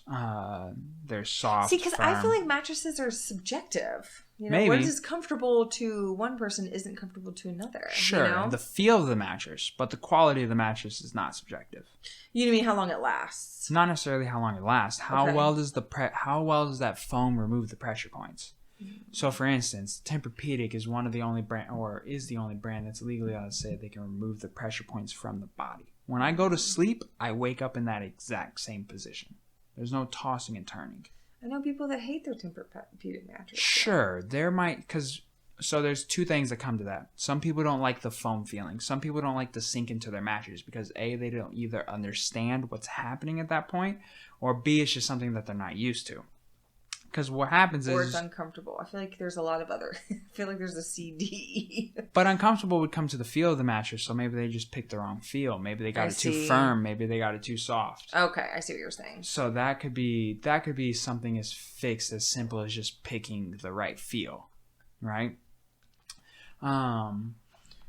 Mattresses are tough because there's so many different brands right now. And these online mattresses are doing such a good job with their advertisement, but 90% of them are straight trash. One I will say that's doing a really good job is Nectar. That's doing a really good job. It's like a bed in the box, like online promotion. They're doing a really good job. It's also owned by Tom Brady and Russell Wilson, so that kind of speaks to it as well. So those guys are doing a really good job. Nectar does a good job, but the quality of the foam on top of the mattress is what dictates how well you're going to sleep, and then the support level underneath. I think the comfort level. Yeah, I just think it's comfort gets you to sleep. Support keeps you asleep. So comfort gets you to sleep. Well, okay, if we're talking about mattresses, yeah, comfort gets you to sleep quicker. Support is what keeps you asleep. I don't know. I do. Maybe you sell mattresses? Or? Yeah, a little bit. You do? Oh yeah. Oh okay. Oh yeah. You also sell mattresses? I pretty much, yeah. Mattresses are my thing, for sure. Yeah. Mattresses make up 20% of my business since I've started. So mattresses have always been my thing. I bought like an $800 mattress. It was so comfortable. It's like firm. Yeah, probably something. And I love it. Yeah, you probably toss and turn all night. No, I'm like a champion sleeper. No, really. Like some people are. Some people are. I don't think there's anything wrong with moving in your sleep. Yes, there is. Why? You interrupt your sleep cycles the entire time. You interrupt it the entire time. Yeah, the entire time. Yeah, every time you move, you're interrupting the sleep cycle. What if you're in a lighter one? Don't be. That's what you do. Well, that's the goal, though. It goes up. But that's the goal is to get into deeper. Yes, but you do go into deep and then you come out of it. True, but you can. That's natural. But you can get more deep, and you can get more REM sleep as well. I don't think there's anything wrong. I'm just telling you. I don't think there's anything wrong with moving around a little bit. I think there's something wrong. Yeah, if you're not getting enough of you're not hitting the certain levels of sleep that you're supposed to be getting, yes, there's a problem. Yeah. But if you're not waking up at night, I don't think there's a problem. If you're not waking up at night, but you are though. If you're moving, you are waking up. Are you though? Yes. Whether you're conscious of it or not, you are. I don't know. Oh. 96% sleep efficiency. That's what it says. That's what I'm saying. Okay. Pretty good. It's pretty good. I feel like I sleep like a champ. I go to bed. But do you monitor it? No. Do you have a sleep tracker? Why would I need to? How do you know, though? But how do you know? Because I sleep all night. I wake up and I feel good. Maybe. And I don't get injured. And I'm not sleepy through the day. But that could be the rest of the stuff you do. What if you could be even better? I think that everyone could be a little bit better in all aspects. But I think I sleep really, really, really, really good. So I don't... Why would I mess with it? That's fair. Also, because I know people who don't sleep at all. Like, if we're talking about the world of sleep, like, I'm a champion sleeper. Just a superb sleeper. Like, superb. Truly. Like, can sleep 8-9 hours, do that every night. Yeah. Like, don't wake up in the middle of the night. Like, good sleeper. Boom. Just out. Yeah. So, yeah, within sleep or asleep by, like, 15 minutes or so, easily. That's fair. So that's why I'm like, I don't know. I think there's nothing wrong, even though I know I shift around. Maybe. Maybe. I'd be interested to see how much of your sleep is light sleep compared to something else. It'd be interesting. Yeah, I don't know. I'm always curious. I mean, I only know, so, I mean, I've been sleeping on my temper for about 5 years now. So I pretty much only really know that quality of mattress at this point in my life. Mm-hmm. So idea for a guest. Like, what are the sleep scientists called? Because that's the thing, right? Yeah, sleep doctor. Sleep doctor. We should. That'd be awesome. Good. I would love to know more about that because I don't. I would love to pick their brain. Like, people specialize like that, do like the sleep apnea stuff, all that. Like, we should find somebody. That's a good idea. Like someone who snores crazy loud. Are they actually sleeping well or no? No. Definitely That's what I need to know. Adjustable base. Huh? An adjustable base. Yeah. That'll fix your life. Yeah. So does diet and like exercise that can help. Sure. But some people snore and they're in shape. Yeah. Because the pressure of gravity is on the chest when you're sleeping. Then everyone would be a snorer. Maybe. Yeah. I don't know. My adjustable base saves my life. That's great. On bad back days, adjustable base is the only reason why I can go to sleep. There's no way in hell I could sleep being canted up a little bit. There's no way. Yes, you could. Promise. Okay. You can't. So we were just Whatever. talking about this the other day. So you know who buys the adjustable bases the most? The people who come in saying that they don't want the adjustable base. I wouldn't mind having the adjustable base so I can watch TV. No. Or put my feet up when they're... Even the people that are like, I could never sleep like this. Once you do the presentation, they're the ones who buy 100% of the time. Yeah. It's interesting. It's fun. Interesting. We're off on a tangent. Let's wrap it up. Yeah. So we like to end with goals. Give me 2 business goals, 2 personal goals. Oh, God. Not my personal goal, not bomb on June 19th on my weightlifting. Another personal goal. I would say another personal goal is to really continue to improve on work-life balance, because that's what keeps me the most productive at work and the happiest in my day-to-day life. Business goals. Well, right now we're trying to hire chiropractors. I don't know. I have lots of goals. So let's say immediate goal is to hire a chiropractor and a chiropractic assistant, and give me a get long some term. help. And then long-term goal is to open up another facility. Oh, have 2. At least 2. That's I definitely exciting. want one more. Okay. Probably in Waco. Okay. Hell yeah. Mm-hmm. That's dope. I have a question. Go for it. Yeah. That's okay. I was on your website. This is your website, yeah. right? asportsmedicine.com. Mm-hmm. It's not big, but whose dog is that? It's really That's cute. my dog. Oh yeah, so that's Andy. I know. That's Andy. So Andy is my old black lab, and he actually comes to every visit with me. Yeah. So he's laying on the bed he's super sweet. He's been there since the beginning. Yeah, he's like always 13 or chilling. 14. So I love it. I know he won't be with us long, but Aw, don't he's say a that. badass. He's living his best life. He also has his favorite patients, which is so cute, and he'll get up for his favorite patients, ones that have been going to their practice for a really long time. But yeah, he lays on the bed in my office while I'm treating patients, or he lays right at the front door and patients have to walk over him when he comes in. I love it's it. so cute. I know. I love it. Shout out to Andy. Yes, Cool. he's the best. Was that the question? Oh, I love that question. That was awesome. Okay, cool. All right, shout out. Where can everybody find you? Okay. He just said the website. Yeah, but go so ahead. the website it's not www. So don't do that. Just type in asportsmedicine.com. You can find us there. You can also, on Instagram is where we're most active, and it's apex_sports_med. So you can find us on Instagram, and that's where I'm posting a lot of the movement prep stuff, a lot of information on kind of what's new in the practice. I'm posting lifting videos, so you can kind of follow some of my journey there. And then you can also get into our online booking system there, and you can also get our phone call and call our front desk and all of that stuff. So yeah, come check us out. Hell yeah. Boom. Go Thanks check for her having out. me. I can contest to it. She's fucking fantastic. I love it. I'm going to keep going even though she's killing me, draining me all my monies, but it's okay. Helping and healing him. Yeah, somewhat. So. Just kidding. No, So-so, I love it. I or love it. No, it's doing great. I love it. You were doing great. I love it. I thought this was my show. I thought we It were is your promoting show. me. You're right. No, I love it. I wouldn't go to no one else. That's why she's on the podcast.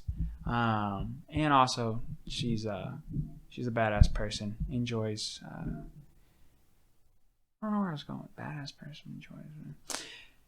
Look, You can just nonetheless, period. yeah, period. Nonetheless, badass person, super Thanks. cool, super fun to work with. I've enjoyed it, and she does fucking kick-ass work. So go check her out, see her, even if you're not hurt, if you just want to stay on top of things, get recovered. I do want to say real quick, I don't just work with athletes. I use that for everybody. I've worked on Parkinson's patients before, and it's actually helped them move a little bit better too. So just because you're not an athlete doesn't mean I can't help you. In fact, most people would benefit from the type of work I do. So it's not just athletes. or help you find someone who can help you. Yes. One more Boom. question. Go for it.